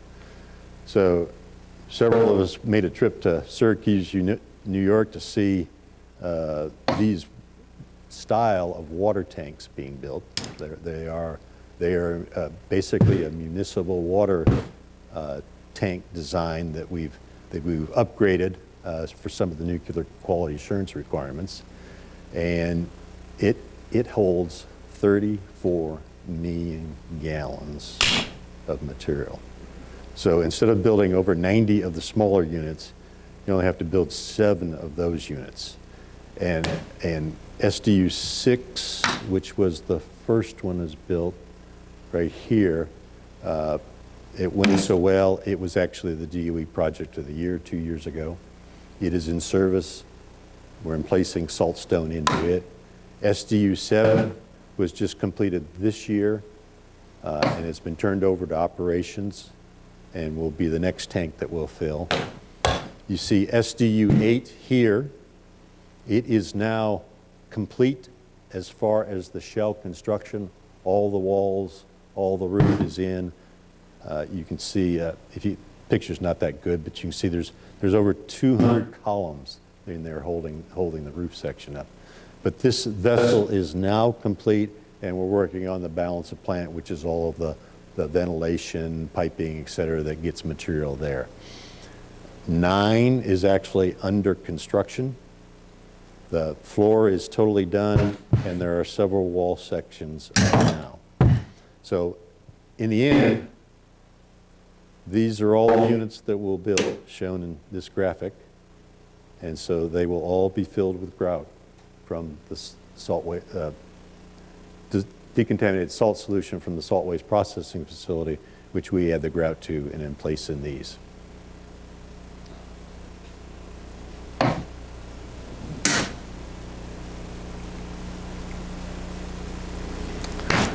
All right, as I said, 2021 was a very exciting year. Again, with the startup of SWPF and our support to that, a lot of records were set. We made over 4 million gallons of, prepped over 4 million gallons of feed for SWPF. In fact, we've just qualified the 5th tank. So there's 5 million gallons of feed that have been made and are ready for feed to SWPF, of which I think it was mentioned earlier in Mike's presentation, 2.3 million gallons of that have already gone through SWPF. You can see the numbers I got from the prior slides, the amount of decontaminated salt solution that's come out of SWPF. We processed through the Saltstone processing facility and the amount of Saltstone that has been in place. In our support as the owners of the liquid waste program, we met all of the, SWPF is now the big kid on the block. We met all their needs for feed and receipts for their products. We reduced the salt batch qualification to under 7 weeks. We actively have 16 tanks in some level of waste removal activity. We implemented a new anti-foam agent in DWPF to reduce flammable gases in that facility in our processing. Completed all of the activities as far as regulatorily to close the F diversion box 5 and 6, and we'll complete the physical activities this year. And we completed SDU 7 and placed it into operation. So that concludes my slides. You'll hear from Mike shortly, and then, you know, as Mike mentioned earlier, the SRR contract is coming to a close, and so it's been a great 12-year run, and be honored to turn it over to Dave Olson and his team. I know Dave, and I know all five of his keys. I've worked with them in some capacity before, so I can assure you the liquid waste program is going from good hands into good hands. Any questions around the table for Mark? Jim, let's start with you. Gail Cab. Let's see, this was number 6, I believe. You say that we've reduced the time to qualify a salt batch from 6 months to less than 7 weeks. What changed to make that huge difference in time? So several things. On the front end, the assembly of the salt. So as I said, we've got 43 tanks out there. So making sure that you have all the components that blend together in our blend tanks. So we've set aside 3 tanks now instead of just 1. 3 tanks, 3 1-million-gallon tanks for blending the material together. And so when That should just meet the speakers. When Mike empties one of those tanks, we're now immediately ready to transfer from other tanks into that tank. So efficiency on the front end there. We work diligently, particularly with SRNL, to look at the radionuclides that were important, cut the list down to about half of what we were doing before, and then looked at a couple of different analytical techniques that were shorter than the ones that were being used, and cut about 2 months out of the analysis part of this. And then all of the data was not manually being done, but being done on an Excel spreadsheet. Now we've done it so that it's all electronically done. As soon as SRNL does the data, they enter it into the computer, and it goes right into a number cruncher who gives us all the answers when it comes up with it. Okay, thank you. Charles. Charles Hilton, Cab. You mentioned that you've eliminated concrete material. You're using fly ash and blast furnace slag. Where do you get that stuff from? I'm thinking it changes a little bit. There are so for the slag, there are steel mills in the United States that we source it from. We were getting it from Alabama. I think we're getting it from Florida right now. But we've tried right now, particularly since the numbers are getting so big, making sure that we're sourcing at least 2 or 3 different places, because we were tied to just one steel mill, and with the way it was up and down for a while there in the industry, it was a problem for us as far as supply. So we're sourcing 2 or 3 right now. The fly ash, I can't tell you exactly where that's coming from, but basically it's incinerator bottoms that come to us. So again, stuff that would just normally go to a landfill, we're using to good end. What is the head space in those SDU units? So they're 43 foot tall. We're authorized to fill them to 41.5 feet. Is there any possibility of off-gassing of this material once it's crowded in there? There is a very slight amount of off-gassing. That's why we do have on each one of the systems, we have the capability of putting a ventilation system. If I can keep going. Sure, why not? Let's go. You had a question, Greg, you want to shoot me. About the glycolic acid versus formic and nitric acid. Glycolic acid is a weak acid compared to the other 2. How are you getting metals out? It has to be something. Yeah, so I can't say I'm 100% an expert on that, but when you go through the reactions, we're trying to reduce several of the metals. And glycolic acid actually does it quite efficiently compared to formic acid. And my final question, maybe. We mentioned earlier in Budney's report, your report also, you processed 2.3 million gallons past year. Glad our numbers match. Against a goal of 4 million, there had been some kind of problem. Did I miss what that problem was why we didn't supposed to be? So, as I said, Mike and team did a great job of bringing up Dwpf. But every nuclear startup that I've been involved with, you're going to run into things you don't know. MCU ARP was a great facility to run and work out a lot of the bugs to a liquid, a pretty complicated filtration, liquid extraction process. Mike will tell you they've run into a few problems with solids in the solvent, and they're trying to clean those up. I think once they get those cleaned up, I think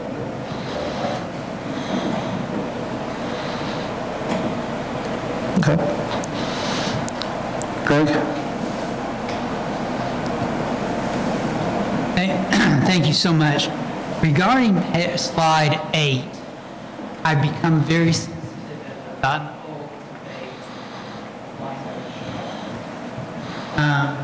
so it talks about the strip effluent, something about significantly increased canister loading, anti-foaming, something increased facility throughput rates, acid further increase something. I know at least 2 types of significant, substantive significant. They're completely different because something significant doesn't mean it's significant at all. So when you say, for instance, strip effluent, it's something that significantly increased canister loading, did it increase it by 1%, 10%, or 50%, or 300%, or how did it increase it? Okay, as far as volume of strip effluent, we went from 2 full batches, which are about 6,000 gallons each. 6,000 gallons, 12,000 gallons was the target for what went into a SRAT batch. We've now added another 6,000 gallon batch, and sometimes we get to add more than that. So 50 to 75% increase. Okay. What about on the anti-foaming agent? It said it increased facility throughput rates. Okay, so that one hasn't been changed yet. So I don't know what all of the capability will be there. So we're still monitoring. So there's not cameras inside these tanks, so you can't really see how it boils up. Okay. So what you do is you get indications in the off-gas system. And when we were getting pressure spikes before as you boiled up the system, we no longer get those. So now that we know we're no longer getting those, we'll start increasing our boil-up rates. So we're still in the process of getting to what that ultimate value will be, as far as improvement. So you know, I mean, it could be a minimal amount or it could be a huge amount. You don't know. You think it increased, but you don't know. So just number-wise, we boil at about 3,500 pounds per hour steam. I would hope we would be able to get up to 4,500, maybe 5,000. So again, we're talking 40 to 80% increase. Okay. And what about on the acid flow sheets? Well, that just overall reduces significantly the amount of hydrogen that's released. And I want to say that's almost 2 orders of magnitude lower. Okay. Okay. So the throughput, so you believe the throughput rate increased 2 times? No, that won't directly affect throughput. Okay. That just makes it easier for the off-gas system to be able to handle the amount of hydrogen that's coming out.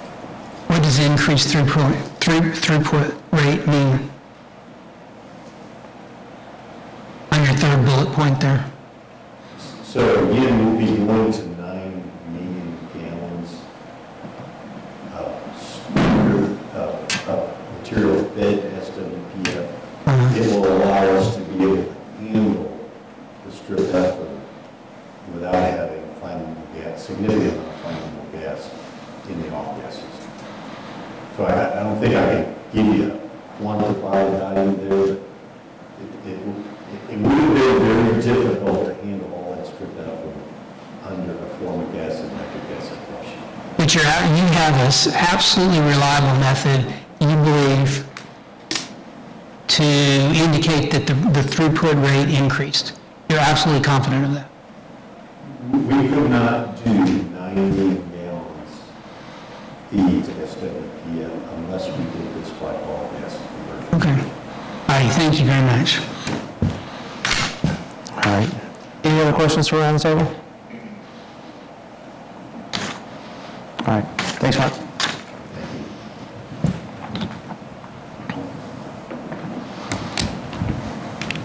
Thank you, sir. All right. Here you go. PowerPoint.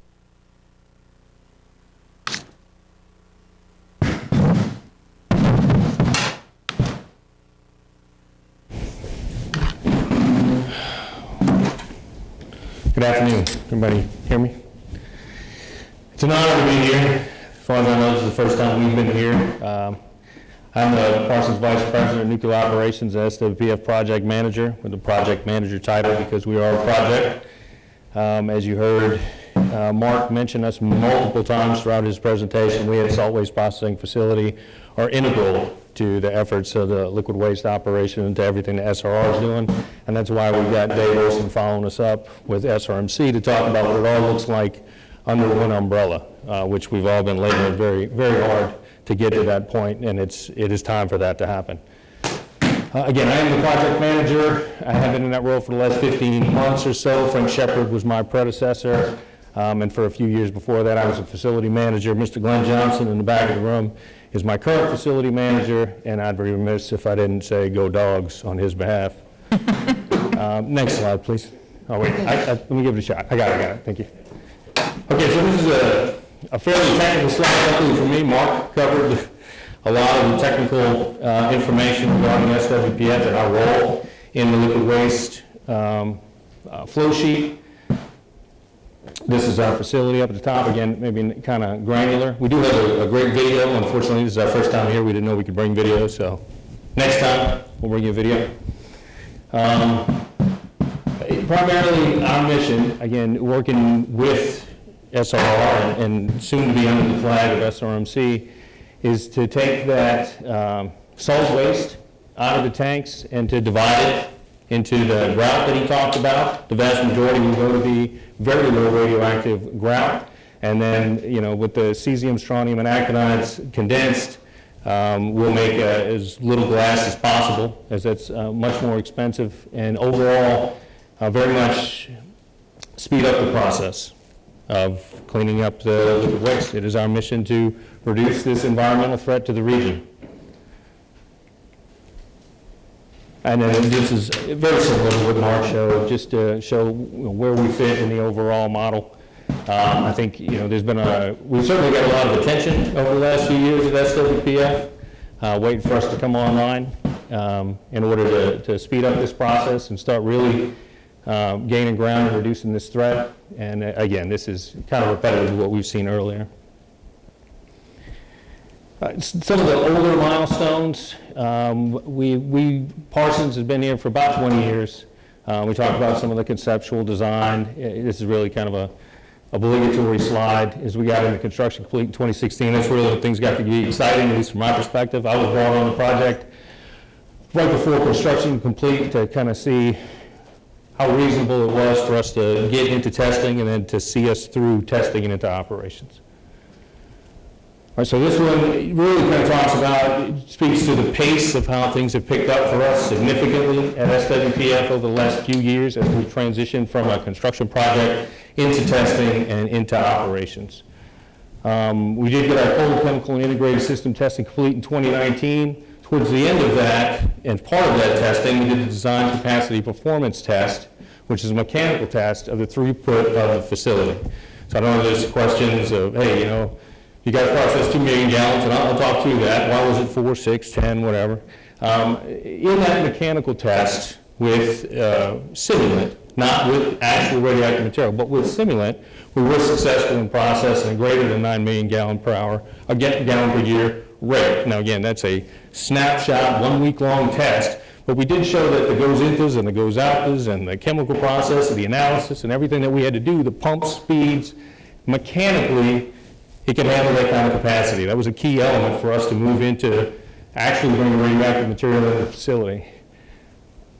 We are the first of a kind Cat 2 nuclear facility to be started up within the Department of Energy in the last couple of decades. This is something that happens very often. That's why it's such a big deal. And when we have people that were here, like the gentleman that was here when we started up Dwpf, we recognize that. And that was 20-some odd years ago, because it just doesn't happen. It takes a lot to start one of these facilities up. And so some of these readiness activities, we had 50 or 60 different bodies come down, review us, to go through every piece of data, every piece of information, to watch tons and tons of presentations and mechanical tests. The most important throughout all of that is the human element. But we went through all our readiness activities, got into hot commissioning. Much of our workforce had never seen a nuclear facility, never been in a nuclear facility, worked in a nuclear facility for sure. Brand new to radioactive operations. So all of these steps, even after in a cold chemical testing where 2018, when we introduced the facility, because at our heart we're really a chemical facility. We introduced chemicals in 2018 and then introduced RAD in the end of 2020. We completed hot commissioning in January 2021. That started our 1 year of operations with grand hopes to process as much as we could safely, which ended up being 2.3 million gallons, which I'm very proud of. And then we did complete last week our first year of operations. We have moved into our transition period where we're transitioning into SRMC with Dave Olson and his team. And again, uniting all of the elements under a common leadership team, which is, it's time to do, and it is definitely the best thing for us. All right, what do we do want to talk about?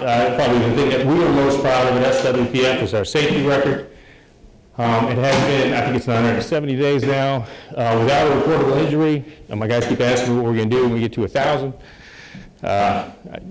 Too superstitious to answer that question, but we've had a tremendously successful safety record. This has always been at the core of what we've done. And in some respects, this conservative decision-making, this conservative bias towards safety, has somewhat limited what we've done in the first year of operations. Again, we're the first people to do this in 20 years, and we did it with COVID. We did it with a questioning attitude, and we did it with a willingness to stop and listen as we went through. As people raised concerns, we stopped. We saw something we didn't 100% understand, we stopped. We asked questions. We sought out the expertise of SRR and other people in the complex to help solve these problems so that we could always take that next step safely.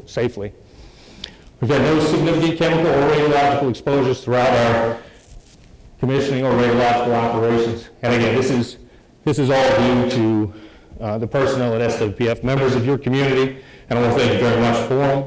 I've been 22 years military before I came here, lived in 8 different states, worked in and out of this kind of environment, and the community here, the support we've had, the personnel we've been able to get is what made this possible.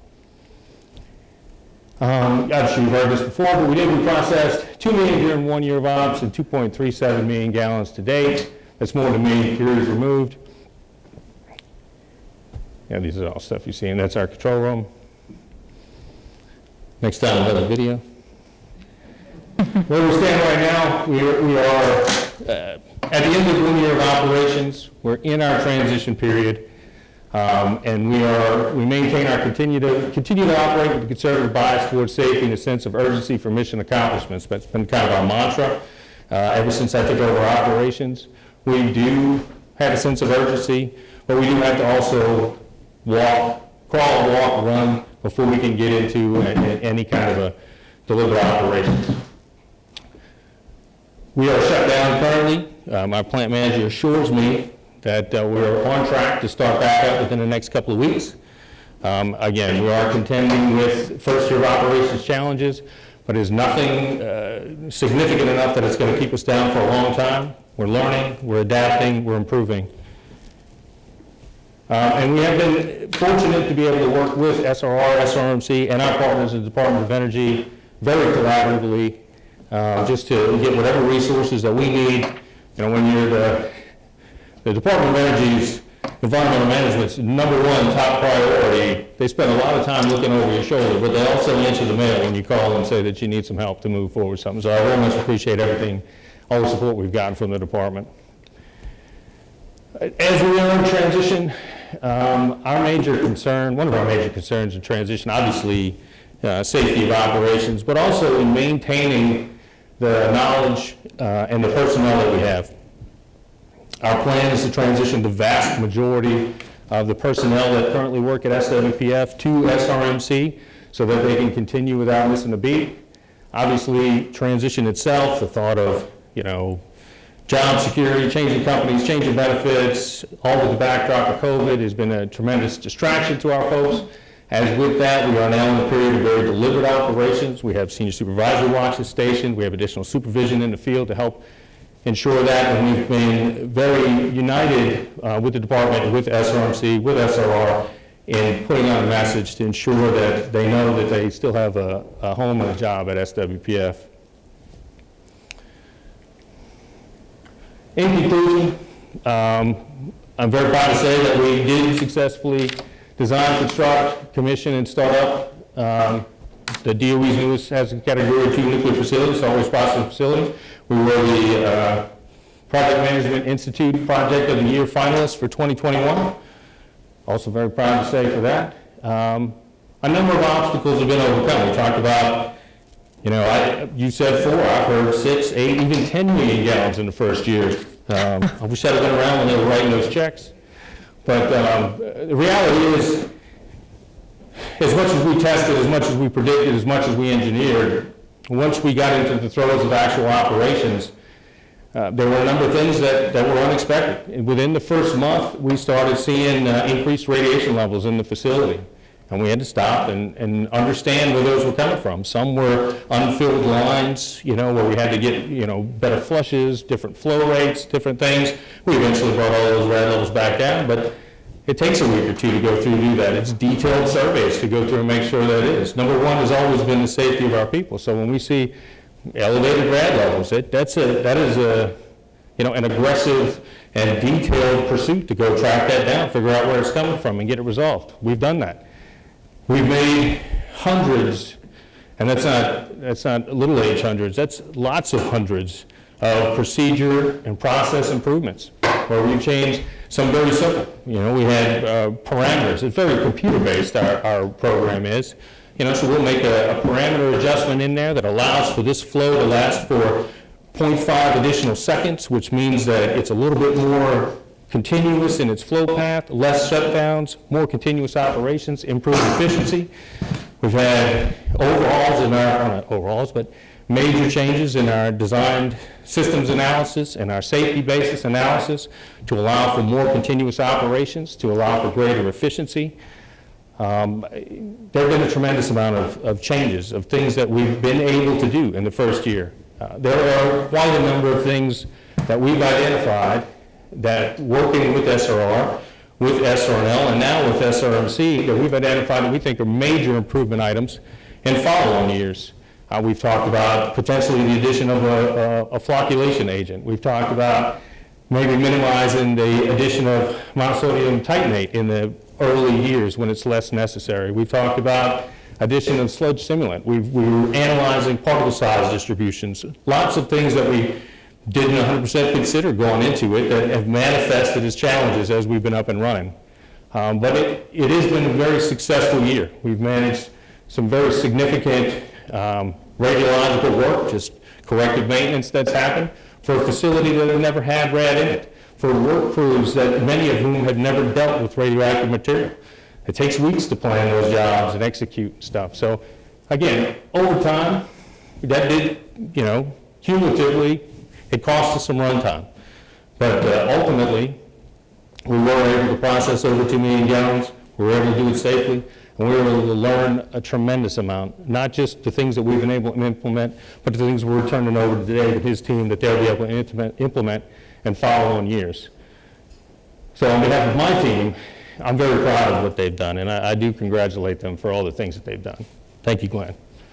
Right now, we are focused on minimizing the distraction to our employees so that they can continue to safely do the job, and that we minimize attrition during transition. My biggest fear at this point, and I think we've done a great job minimizing it, but my biggest fear is that the expertise from my group of the people that have, in many times, constructed as well, but certainly tested and been in the field through the various milestones we've accomplished, that knowledge could be lost if we aren't very attentive to attrition. And our partners with the department have been very helpful in that too.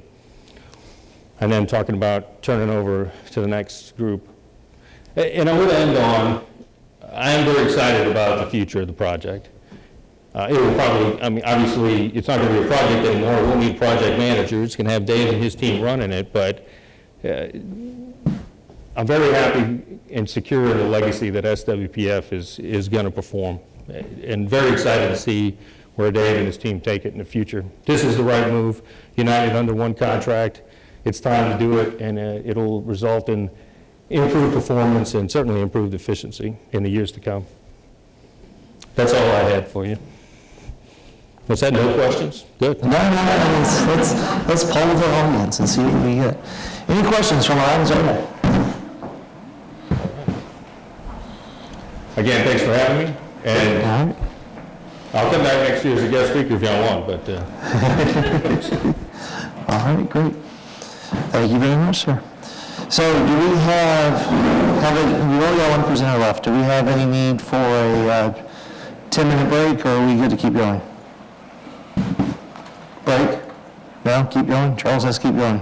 Or anybody else? We're just going to do what Charles says? Keep going? All right. I promise it's allergies. While he's getting mic'd up, do we have any questions, comments, concerns that have come about throughout the day? All right.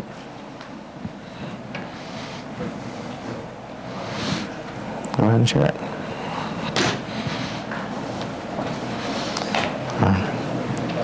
Nice to see you again, Mr. Olson. Welcome back. This middle.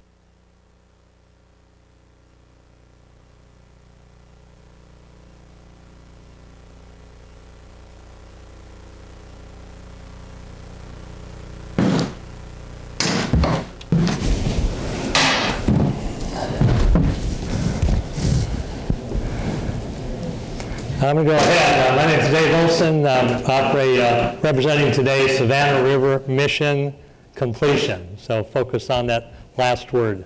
We're here to be the last one that'll ever talk to you about high-level waste over the next decade to get this mission finished. So I left the site in 2013. The last time I was in front of the cab here was probably 2012. And I was the SRR president, the company that Mark Schmitz talked about. I went to Hanford for a couple of years to lead up that high-level waste contract in Southeast Washington State, and then a couple of years around the country supporting a number of DOE jobs. And then I was asked to come back to Savannah Riverside in December of 2018 for 2 months. Became 3 years, and that was to start the plutonium pit mission, which you've been reading about for NNSA. And I was asked to come back and support high-level waste now at this point in my career. So I feel a little bit about like Gabe Kaplan from Welcome Back, Kotter. I'm dating myself, if you remember that show. Kind of back showing up again to do the mission here. So I'm glad to be back and excited for this mission and a chance to kind of finish what I started and spent 15 years from 2002 forward in my career. So the contract that DOE has given us, $21 billion 10-year contract, and then for the first time, and Mike and Mark both alluded to this first time this mission is won. And you're going to hear me talk a lot about the phrase, the power as one, not power of one, power as one. one mission, one contract, one workforce, one vision, one set of policies and procedures. Let's do it as one. At a time in our country the last 2 years when there's been division, we want unity and one to get this mission done and get it done right. So ours is to stabilize the waste that exists, and Mark talked about the volumes that remain in those 43 tanks, get it into glass, get it into Salt Creek, and then close up those tanks and get rid of that environmental hazard once and for all. There is potential later on for the other parts of the EM scope at the site to find its way our direction. If the DOE decides to do that, we'll be prepared to bring in HCAN in the L area if appropriate at the right time. That kind of puts all the rest of the mission together. The company's made up of 3 parents, BWXT, Fluor, and Amentum. 2 of those 3 are today with SRR, Fluor is in addition to the team. And we have put on our team 2 integrated, pre-selected small businesses. One is Westworks. They do what's called project controls. That's cost estimating, scheduling, and those kind of things around managing your project work in terms of cost and schedule. And then also DBD out of the UK with offices in Richland, Washington. They're the best I've been exposed to in my career in process modeling in the world. And they're going to take the models that have been used in the past to govern how to make decisions around high-level waste management, what you process, in what order, in what sequence, in what combination, the flow sheet that Mark and Mike both showed, and how to do it most optimally, most effectively. The organization chart is typical. What you see on the DOE cleanup sites, real similar to what SRR has had on theirs as well. Myself as the president and program manager. On the left-hand side, Mark Barth, who's back in the room. Mark, raise your hand. Mark's our chief administrative officer. So all the business support functions that are necessary to make this program go, Mark will lead those. Below Mark is Mike Borders, who's been at the site a number of years, and Mike is one of the best minds in high-level waste management. He'll be working with that modeling group that I talked about, but Mike's the optimization and integration manager, how to get the most out of this flow sheet in the most safe, effective manner that we can. On the right-hand side, Joe Cantrell, the typical environmental safety, health, quality assurance, contract assurance kind of activities. And then Dr. Tom Burns on the bottom right-hand side, he's coming out of SWPF in his last assignment before a corporate role. But Tom is one of the best minds in high-level waste technology. And we will help take a good handoff with Mike Pittman and Glenn Johnson, their team, integrate with us, and try to get SWPF to those maximum production numbers, whatever they are, Mike, probably not 10 million, but more than 2.3. Down the center is Wyatt Clark. Wyatt and I worked together here at the site in the past with SRR as the 1 and 2. We worked together at Hanford as the 1 and 2. We're back again here to do the same type of roles for SRMC. Wyatt has everything, operations, projects, field execution with our team. We have core values like every company does when they come to a job. They're very similar to what others do. We made it easy on ourselves. We line it up with the acrostic SRMC. Easy for us to remember, explain, and articulate. So safety, reliability, mutual respect, and continuous improvement. I'm not going to cover what the details are. They're kind of self-explanatory, but that's what we're about. That's the price of admission. That's how we'll do our jobs going forward each and every day, each and every decision.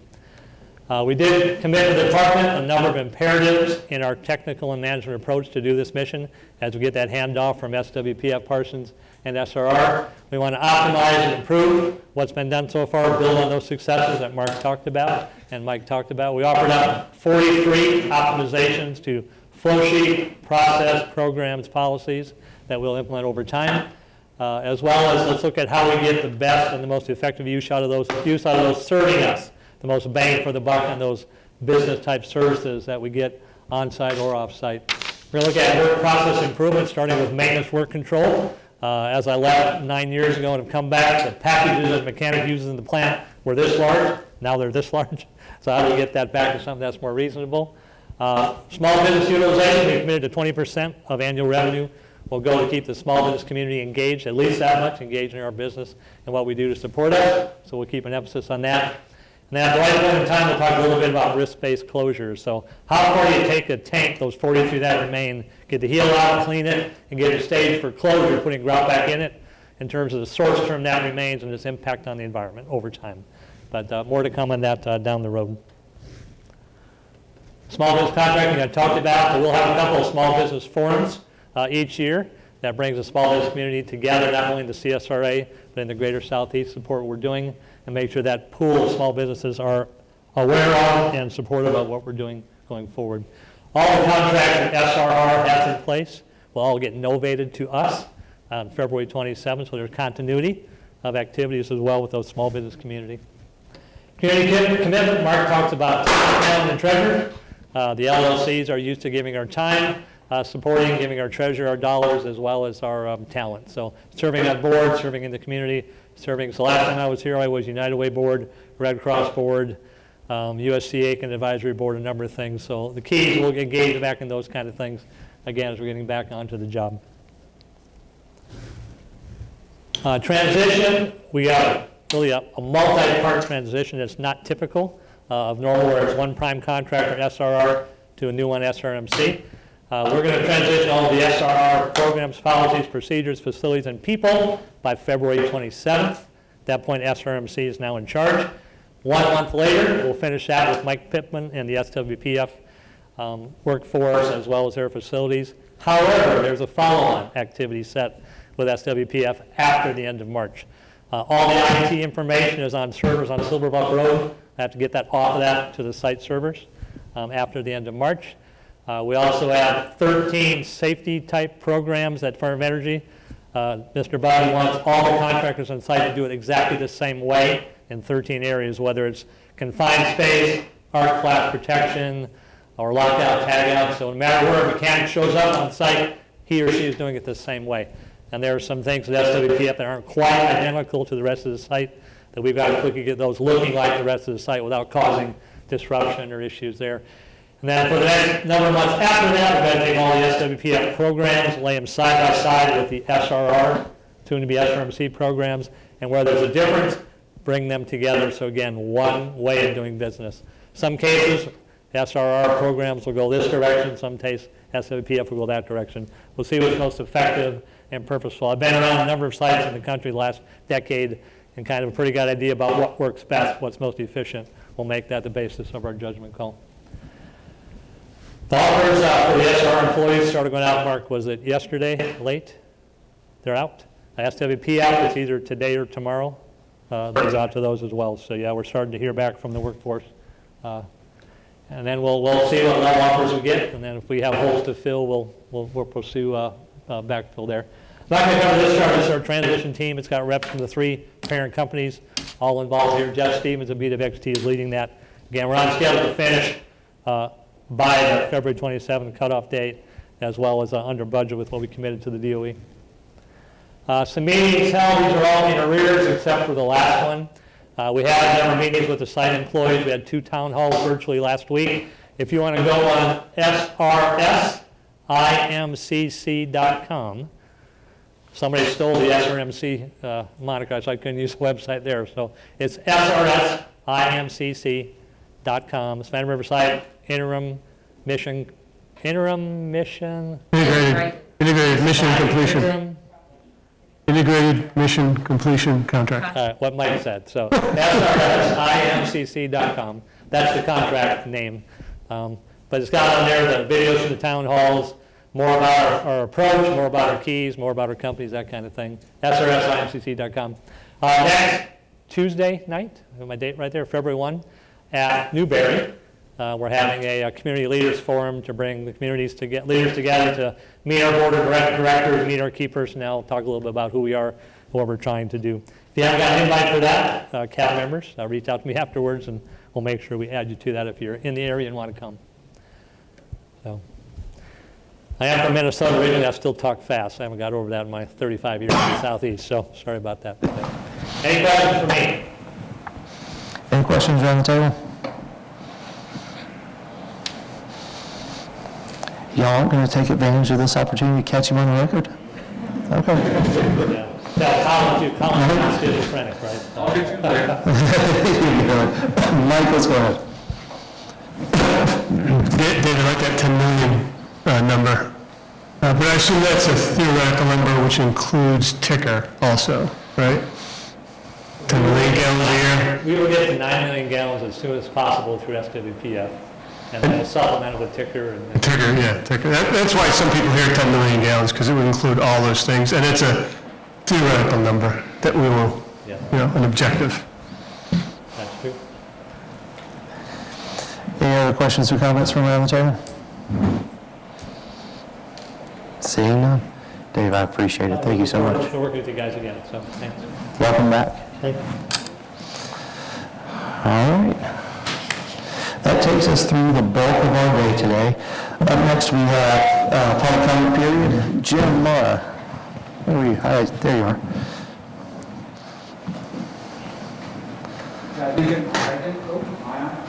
Go ahead and turn up the public comment mic.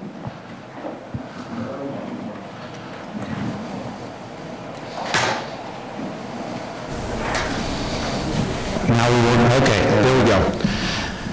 Dave, that's an interesting thing. I'm Jim Mara from Citizens Citizens for Nuclear Technology Awareness, CNTA. And an interesting thing about our website, CNTA was the Chinese National Tourism Agency, so we couldn't get that one either. So, but I'm here just as a citizen and to talk a little bit and emphasize a little bit what I think everyone heard today. And I've been at this for about 30 years or more, actually more than 30 years, and I don't think the site really is very good at bragging on themselves and saying how good we do things. And I think we heard about it today, from the transuranic waste activities to now the fully operational high-level waste system, to what's going on at SREL, the contributions that SRNL brings to all these various agencies or activities. But just as importantly, I think we've also seen that this involves DOE, it involves the contractors, but it also involves others such as partners such as DHEC and EPA. And I would say that there's no one in the complex that does and has such a cooperative relationship than is here at SRS. And I'm kind of bringing this in context. In the next year or so, we're going to hear a lot about the Hanford site coming up and starting their direct feed low activity waste work, which I think is a wonderful thing. It's great. Congratulations, Hanford. Good job. But we as a community have to recognize that we've been doing that and more for more than 25 years. We heard today about the SDU. We're at SDU 6. Essentially, the low activity waste campaign at Hanford is going to be treating and developing a waste form like the Saltstone facility has been doing for more than 25 years. We're on SDU 6. So let's remember and congratulate this team and this large community for doing what they're doing. And I kind of bring that up in another tone, is that we have recently heard a congressman from the state of Washington that has cast some shade on what he thinks is the ability of SRS to take on new missions. And I would like to just on the record say, let us show that the successes that we've talked about today, I think, speak for themselves, and I think that SRS can take on many more missions and be successful at doing them all. Thank you. Thanks, Jim. That was the only person that signed up for a public comment. Are there any others? Want to give a chance while we have a little bit of time today? Okay. Council members, Heather has passed around ballots to you for the committee chairs. These will be committee chair elections for the year of 2022. If you would take a moment and fill those out, fold them over, and I'll come around and pick them up and hand them over to Delisa, and we will do a little informal counting. Should be an easy count because only one person's running for each committee, so it makes the choice really easy, in theory.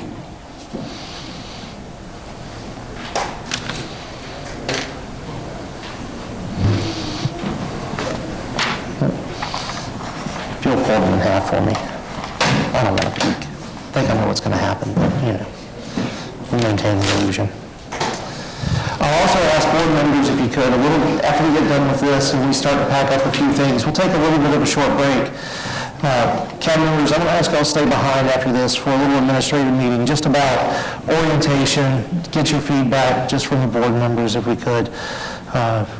We'll give it probably about 10, 15 minutes. Greg had to step out for a meeting. When he comes back is when we'll resume that. In between, we'll just be packing stuff up. So talk quietly amongst yourselves for a moment. Lisa, is there any surprises?